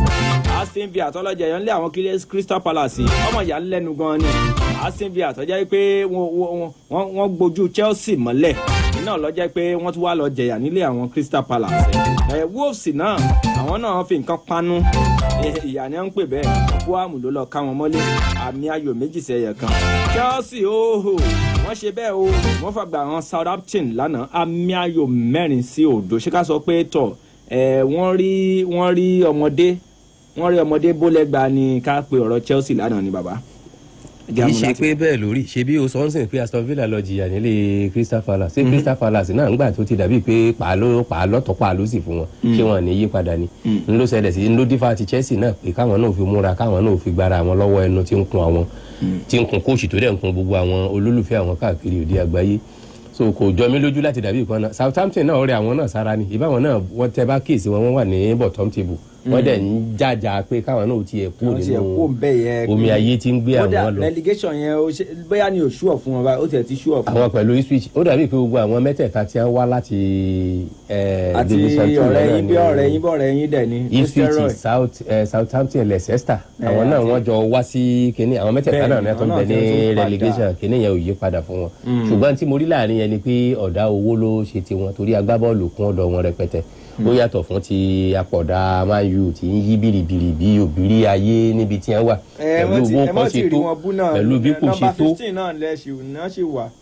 ṣé ká wá yín ọ̀dà kò burú ńgbà tó ṣe insult wá jẹ́ sọfẹ́ ní àní ńgbà táyà insult èèyàn tó ń pé ariwo àkíwọ̀ ṣé ká insult wọn náà ni àbí kí nìkan tó sọ. ṣé insult jẹ́ sọfẹ́ ní àní òun ṣé ká máa pọ́n wọn lé ní ẹni tó yẹ kó wà number 1 tó wà ní number 15 àbí kí ẹni tó pé wàá wí lẹ́nu yìí. Man U kọ́ tó yẹ kó number 1 Man U number 1. number kí ni ẹ̀ bá wá. Man U number 1. níbo ló yẹ kó wà náà. bóyá kí n máa yọ ọdẹ. ọ̀dájú abiyamọ ni mo ṣẹ̀ṣẹ̀ amaru èèyàn tó jẹ́ ni mo ń sọ̀rọ̀ nǹkan ní ìsìn mo ti mọ̀ pé bí tẹ́tọ̀ ń gbẹ lẹ́sẹ̀. number 1 ló yẹ kí Man U ọwọ́ àwọ̀ ẹ máa gbọ́ o. ṣé aráalé wọn ni wọn tẹ̀tí sí wa ni. ẹ lè pè wá wọlé 08068724311. kò ní yájú ìmílẹ̀ kíta lù wọ́n wò mo wà ń bá wọn mọ́. number 1 ló yẹ kó wà. kí ẹ̀dùn náà tọ́pẹ́ mo fẹ́ bí ọ́ níbi èrè kan. èmi tí mo lọ́mọ rí báyìí ìwọ lọ́bọ̀ ọ̀rà kàtẹ́kọ́ lánàá. kí ni tiẹ̀ gan-an náà bí gbogbo nǹkan tí mò ń sọ ìfẹ́. ẹ jẹ́ kí ìfẹ́ ọ dáhùn sí ìfẹ́ ni mo bù fún yín. ìfẹ́ ìwé bẹ̀ ṣe ta débi gbé àbí ti adéròmú. ọ̀ya máa ń fún baba lẹ́sì. baba ẹ lè sọ pé torí pé máa ń máa ń nìkan ló wà ní gíláàdì. mo ti lọ́mọ tí mo jù sí ní ìsìn. olóyè kó wà ní number 1. àwọn àlọ́ yẹ kó wà.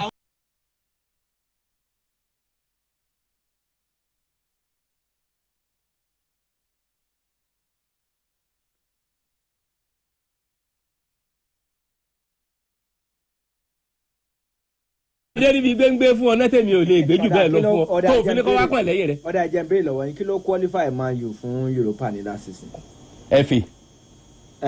FA ló qualify yín. bẹ́ẹ̀ni táyé Chelsea fi rún. hello jàre. táyé Chelsea fi rún. hello uncle Kemos látàdó ẹ ṣeun. ìbílẹ̀ bàbá wo gíláàdì ẹ̀wọ̀n kàfẹ́ dà wọ́n ní lọ́tọ̀ orí ẹ̀kọ́ wà. ẹ̀kọ́ wà ní 1 to 10 kájà ní 1 top 10 àbẹ̀kí top 4. top 10 àbí. top 10. ó yẹ kó wà top 10 yes torí pé new rule ti wà ní football ní ìsìn àmọ́ ka àwọn top 10 náà àbí àmọ́ top 10 ń gan ní ìsìn báwo tí wàá wọ̀. tí mo bá gbọ́ dáadáa ṣé kì í ṣe ọkùnrin ará Adó Èkìtì yẹn ló ń sọ̀rọ̀ yẹn. mo ń gbọ́ yín jàre. kó lè mọ nǹkan tí ó sọ ni ẹjọ́ ń bẹ ní ẹjọ́ o. second half yẹn bọ̀tọ́ọ̀mù second half yẹn tún wá wà. bẹ́ẹ̀ ni wọ́n tún wá wà ń bọ̀tọ́ọ̀mù second half. hello ẹ káàárọ̀ ẹ káàárọ̀ bàbá. ọmọ tọjọ́ mẹ́ta bàbá Abíọ́lá Thomas ẹ kú ojúmọ́. Thomas ṣáṣá. ẹ ṣeun kò ní bàjẹ́ fún yín bàbá mi. ṣútì ni mo kọ́kọ́ fẹ́ sọ. wọ́n nígbà tó ń lọ sí Abia ní ìjẹta wọ́n ní mọ́tò wọn bàjẹ́. bẹ́ẹ̀ni. àṣà ká gbàgbọ́ pé wọ́n ti débẹ̀ lára but that thing it will affect them. ẹ wo jọ́nì wọ̀nyí kò easy wọ́n dẹ̀ play lẹ́yìn wọ́n ti three ni wọ́n tó máa play match. mọ́tò dẹ̀ tún bàjẹ́ sọ́nà. politics wà ní football but ṣútì wọn fẹ́ play politics tí wọn bá máa play politics wọn ní lébi lọ ẹ wò ní sinmi. ṣé politics tẹ́ ń sọ yẹn sà ṣé politics ti at the national level ẹ̀ ń sọ ni àbí ní local ní state bí. no ní local wa ń bẹ yìí. Actually, most of these teams they like to win their own matches then go outside so they can play a draw or still win. But when you come home people start playing draw with you it's another thing. Kò ní jẹ́ kẹ́ lọ àbí bóyá ẹ fẹ́ lọ fún African kìíní. ní continental. ẹni pé lẹ́mọ̀ ń wìn gbogbo máa ti inú máa ń lọ táwọn ti lọ gbá pèdúrọ̀ so ẹni tó ní lẹ́mọ̀ mọ̀ nǹkan tó ń ṣe náà. ẹni tó mọ wéè ló mọ̀ wéè lẹ̀ ń sọ yìí o. bẹ́ẹ̀ni kí shooting jáwé mọ́bì kó ń darí sódì bẹ́ẹ̀ ni tí bàbá òun darí ibi tí máyì ò lè wà níwọ̀n náà. tọ́ lọ́dà fún yín sáà. ọ̀nà wọn jì. ẹgbà mẹ́ra mi kalẹ̀ o lọ́wọ́ wọn o. tọ́ ẹ ṣeun bàbá. dídà lọ́dà lọ́mọdẹ́gbẹ́ o ẹgbẹ́ ìṣe ilé ọmọ o. látọdún wo. ẹ̀yin náà mú ẹrù nǹkan tí mò ń jí ó yé yín tí ẹnkú kélé Adó Èkìtì tó dàbí pé ó ń bá mi dábàá pé top 10 gbogbo ohun tí wọ́n bá máa sọ sí mi ara wọn ni kí wọ́n kọ́kọ́ máa wo abiyamọ lèmi náà o èmi gan yìí ṣe torí a máa ní nǹkan tí máa dùn yàn ó dùn mí jẹ́yìn. ní gbọ́dọ̀ nǹkan bàbá ká tó máa lọ kí ni mayu máa bá switch gbà lónìí. Hóòmù la wa. Hóòmù ni máa yù wá. As usual náà ni a lè gbàdúrà kí ni fi ṣe yàn. Ṣé gbogbo wọn ní wàá patán lẹ́ẹ̀kan náà ni. tí mo fẹ́ gbọ́ mo ti gbọ́ ẹ má sọ mí ìlé lórí mọ́ mo ti gbọ́. A lè gbàdúrà náà. ẹ jáwọ́ Man City Tottenham ká tó. ṣé Man U tí ìlànà bá a ṣe ń sọ̀rọ̀ yìí náà ni. Man City Tottenham ní gbólóhùn kan. Ìdílé ni Man City wà yóò kanra mọ́ Tottenham lé ní. ó dà á máa lọ fún tàárọ̀ tòní ẹ̀já dúpẹ́ púpọ̀ lọ́wọ́ gbogbo ẹ̀yin olùgbọ́ pátápátá o tèmi tó pé adé èkó lóko mi mo dágbé lórúkọ bàbá òròmù dáadé bàbá ẹlẹ́nu máa ń bẹ̀bọ̀ lówó máa yò ó ìfẹ́ olúwa adéré gbígbé àjọṣètò tàárọ̀ yìí ni tèmi tó pẹ́ náà ni wọ́n máa gbà á báyìí wọ́n máa sọ ọ́ diṣẹ́ tèmi tó pẹ́ adé èkó adé Lagos ní kí n pé àpàdé ayọ̀ ire o.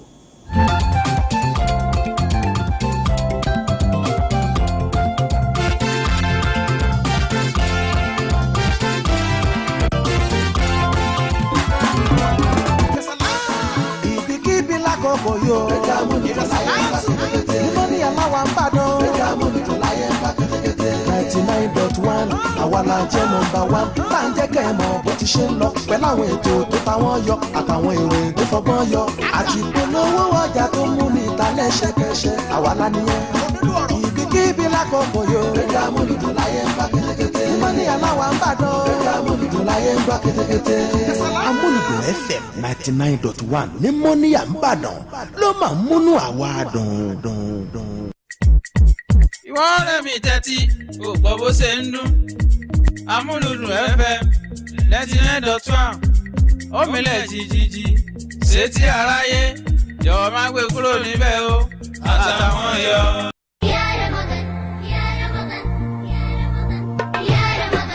Assalamu alaikum gbogbo múmìnì múmìnà ìgbìmọ̀ Ramadan lè ṣe rédíò Nàìjíríà ibi tá a ti rí Premier FM 93.5 Kibo Crescent Yagaku Ìbàdàn àti Amuludun FM 99.1 Moniya Ìbàdàn ló kí gbogbo wa kú palẹ̀mọ́ oṣù USA Ramadan ibi tá a ti fi kíkí gbà púpọ̀ lọ́wọ́ Ọlọ́run Allah àsìkò tí wàá tó báyìí láti wá solúgbọ̀wọ́ àwọn ètò wa lọ́lọ́kan òjọ̀kan tá a ti pe àwọn kalẹ̀ fún gbogbo èyí tẹ́ fẹ́ ṣiṣẹ́ ládá àwọn ètò bíi oníṣẹ́jú 5 ìṣẹ́jú 10 ìṣẹ́jú 15 ọgbọ̀n ìṣẹ́jú tàbí jù bẹ́ẹ̀ lọ tẹ̀síìrì Al-Qur'an àtàwọn ọlọ́kan òjọ̀kan ètò mùsùlùmí tẹ́lẹ̀ solúgbọ̀wọ́ ẹ̀gbàládá lásìkò oṣù Ramadan tọ̀sán tòru bẹ́ẹ̀ sì fẹ́ máa fọ́jú oríṣiríṣi àtàwọn ẹ̀bùn tọrẹ fáwọn aláàwẹ̀ lórí ètò wa lọ́lọ́kan òjọ̀kan nínú oṣù Ramadan iléeṣẹ́ wa Premier FM àti Amuludun FM ẹ̀ ti sì máa bọ̀ wá sí iléeṣẹ́ wa tàbí ká ẹ pe alága ìgbìmọ̀ Ramadan ti iléeṣẹ́ rédíò Nàìjíríà tọdún 2025 Alhaji Nafi Busari sórí àwọn nọ́mbà yìí 08077167840 08077167840 tàbí 08024327739 08024327739 ẹ̀nà kíkín ní orí tọ́lọ̀ ń ṣe fún yín sójú ọ̀nà Ọlọ́run kẹ́ ẹ gbàdí pẹ̀lú orí tí ò ní lọ́pin lọ́dọ̀ Allah Ọlọ́run ò ní dùn wá ńlá dáa rẹ o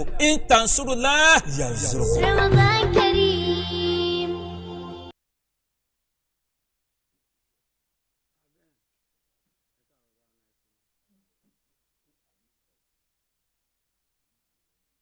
à ń jáde lọ lè ní Elédùmarè.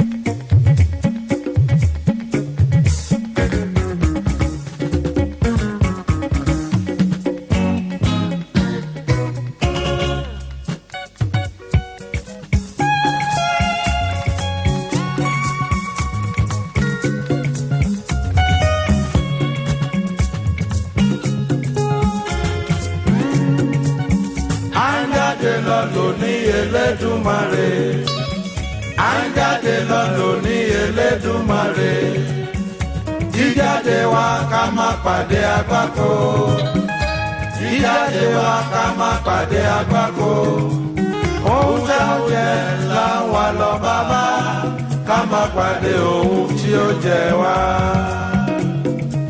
ohun tá ó jẹ là ń wá lọ bàbá ká má pàdé ohun tí ó jẹ wá.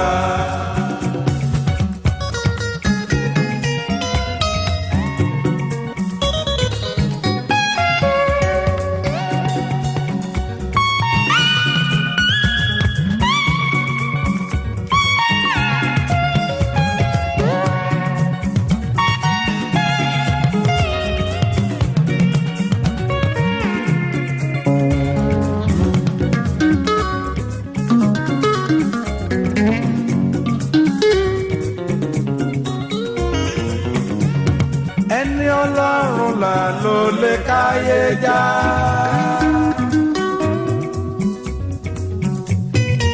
Nítorí rẹ̀ mo ṣe rọ̀ mọ́ ọ. Agbọ́kànlé mi má jẹ́ kó dòfo.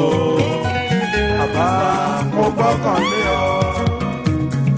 Ẹni Ọlọ́run là ló lè káyé já. Nítorí rẹ̀ mo ṣe rọ̀ mọ́ ọ. Agbọ́kànlé mi má jẹ́ kó dòfo.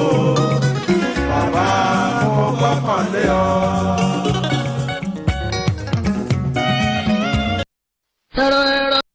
À ń jáde lọlé ní Elédùmarè.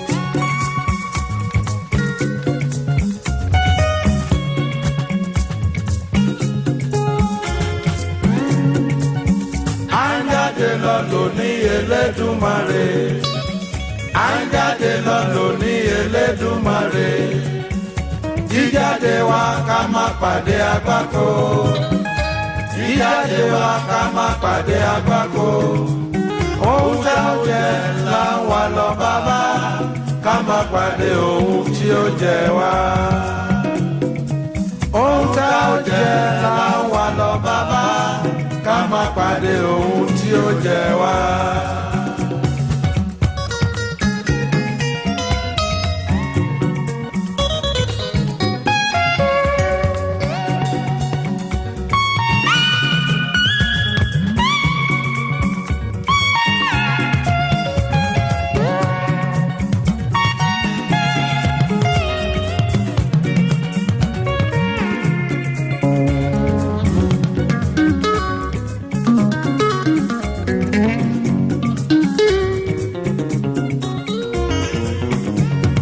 Ẹni Ọlọ́run là ló lè káyé já.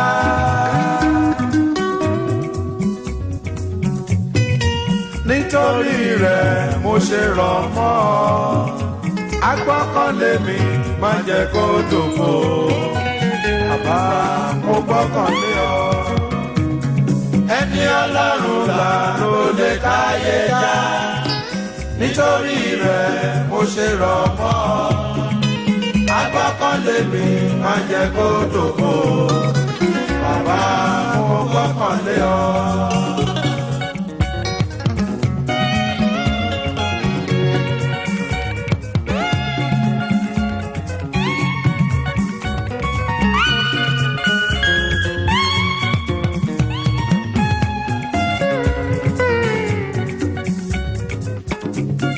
Ẹni Ọlọ́run là ló lè káyé já. Nítorí rẹ̀ mo ṣe rọ̀ mọ́ ọ. agbọ́kànlé mi má jẹ́ kó dòfo bàbá mo gbọ́kànlé ọ. ẹni ọlọ́run là ló lè káyé dá nítorí rẹ̀ mo ṣe rọ̀ mọ́ ọ. agbọ́kànlé mi má jẹ́ kó dòfo bàbá mo gbọ́kànlé ọ.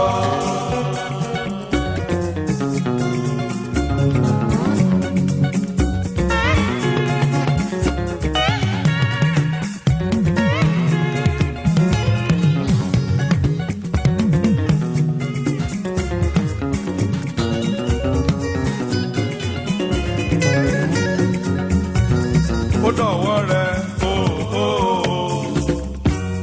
ó dọ̀wọ́ rẹ̀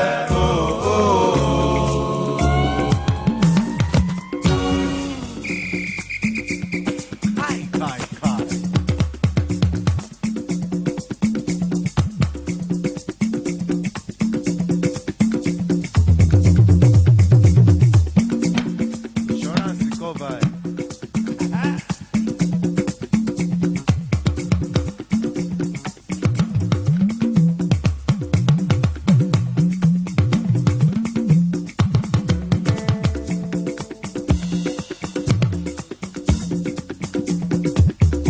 Kó dára fún wa ó dọ̀wọ́ rẹ̀ o. ó dọ̀wọ́ rẹ̀ o.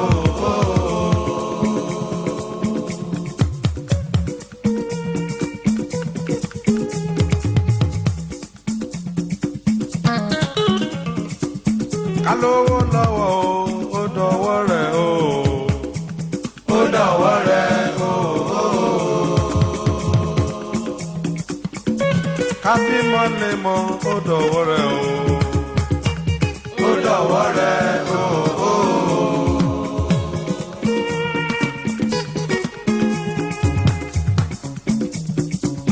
fún wa lálàáfíà ó dọ̀wọ́ rẹ̀ o.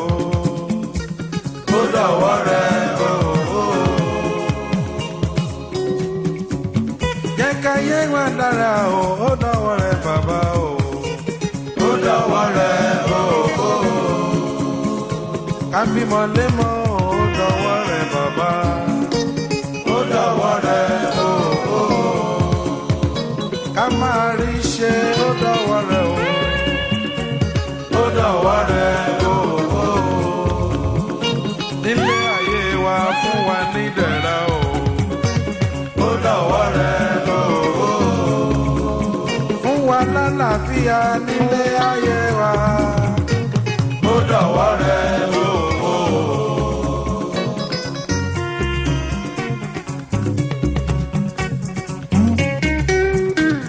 ó dọ̀wọ́ rẹ̀ o.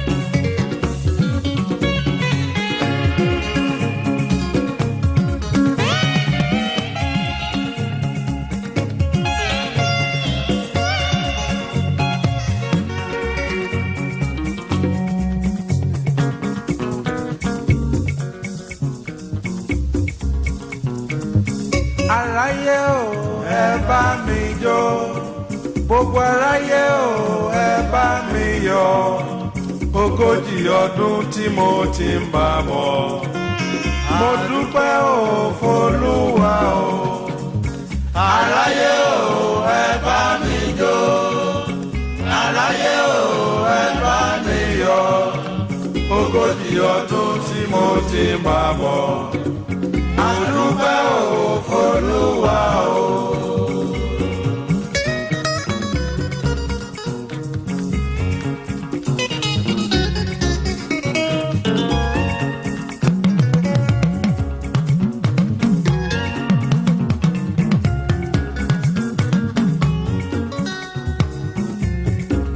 Tí ó ṣe mímí lẹ́gọ̀dọ̀ mo dúpẹ́.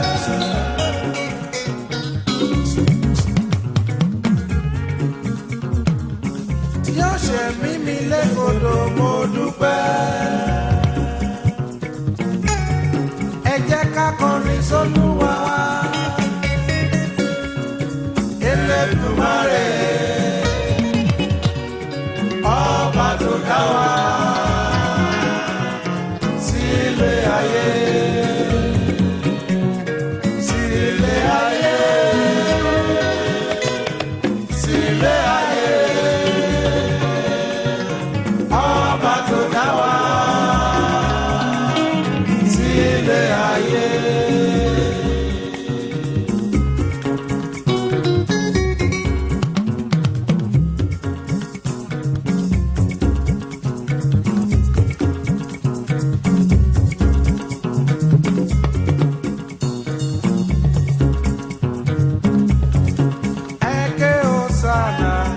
Elédùmarè eke Hosanna o eke Hosanna Elédùmarè eke Hosanna o.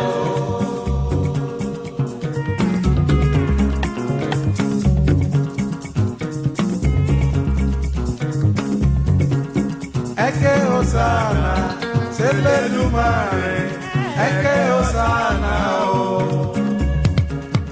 Eke Hosanna, Elédùmarè, eke Hosanna o.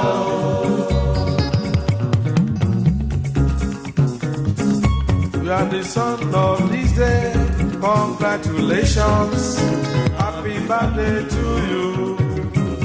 You are the son of this day, congratulations, happy birthday to you.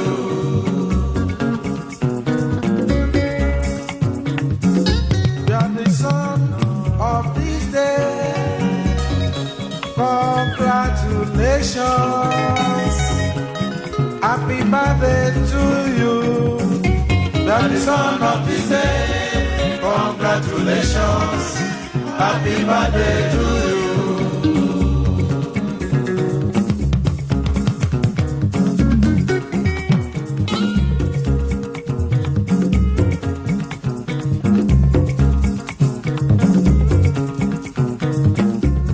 Ní lọ́jọ́ ìbí ẹ ẹ kú àṣeyẹ ẹ̀mí aṣọ pọ̀ ẹ.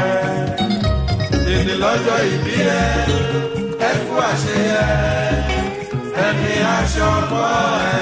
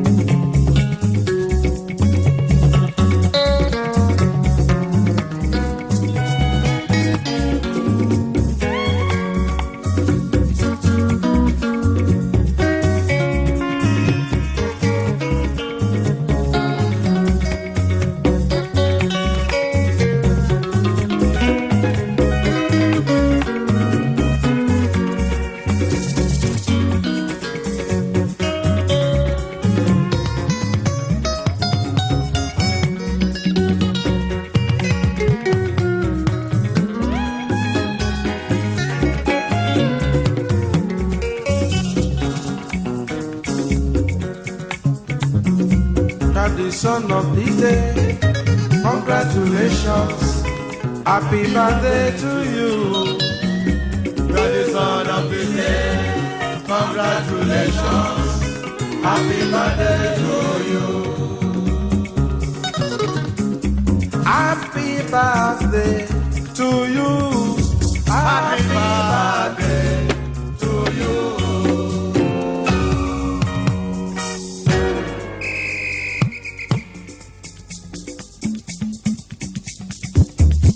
Hey.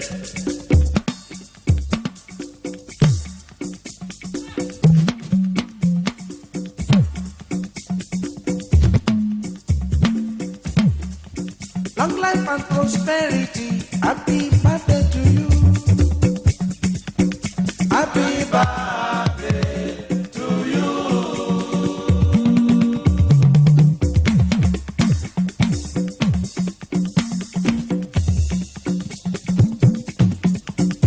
My darling, my lover, happy birthday to you.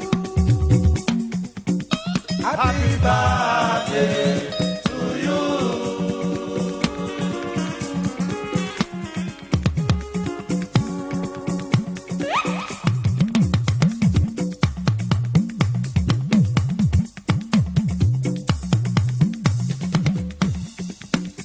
Many happy returns of the day.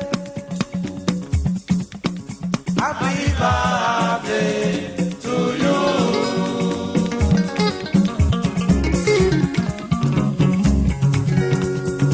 My darling, my lover, my darling, my dear.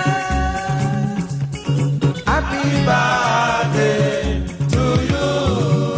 My friends, well wishes, my darling. Happy birthday to you.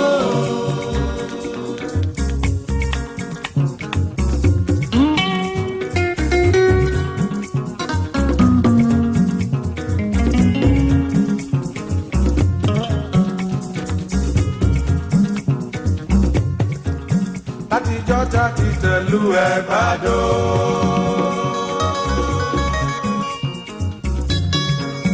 Láti jọjà ti tẹ̀lú ẹ̀gbádò. Ìyálóde Ẹ̀gbá ṣẹ̀ṣẹ̀ di mẹ́ta ni. Ìyálóde tẹ̀gbá. Olórí oyè kan ló jẹ́. Láti jọjà ti tẹ̀lú ẹ̀gbádò.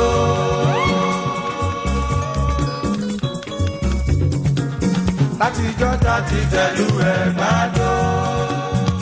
Ìyálóde Ẹ̀gbá ṣẹ̀ṣẹ̀ di mẹ́ta ni.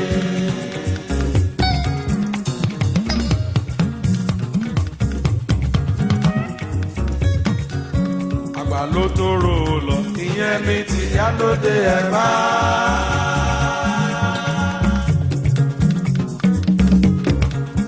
Àgbà ló tó rò lọ, ìyẹn mi ti Ìyálóde Ẹ̀gbá. Bísóyè tẹ́jú oṣó. Bísóyè tẹ́jú oṣó. Ìgbà ẹ̀ á tù wá lára.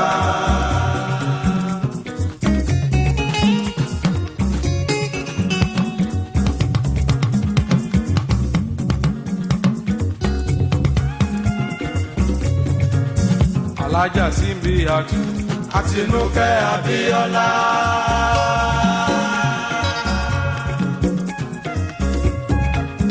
Alájà Símbí Àtù Àtinúkẹ́ Abíọ́lá. Ọ̀tún Ìyálóde. Madam Tinubu ni Ìyálóde àkọ́kọ́.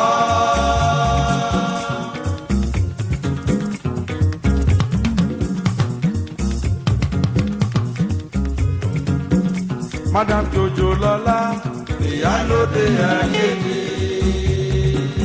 Bísóyè tẹ́jú oṣó. Símbí Àtù Abíọ́lá.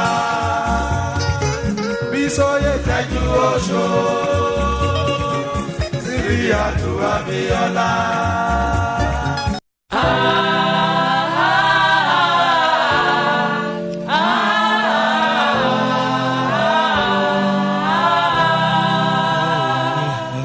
Ah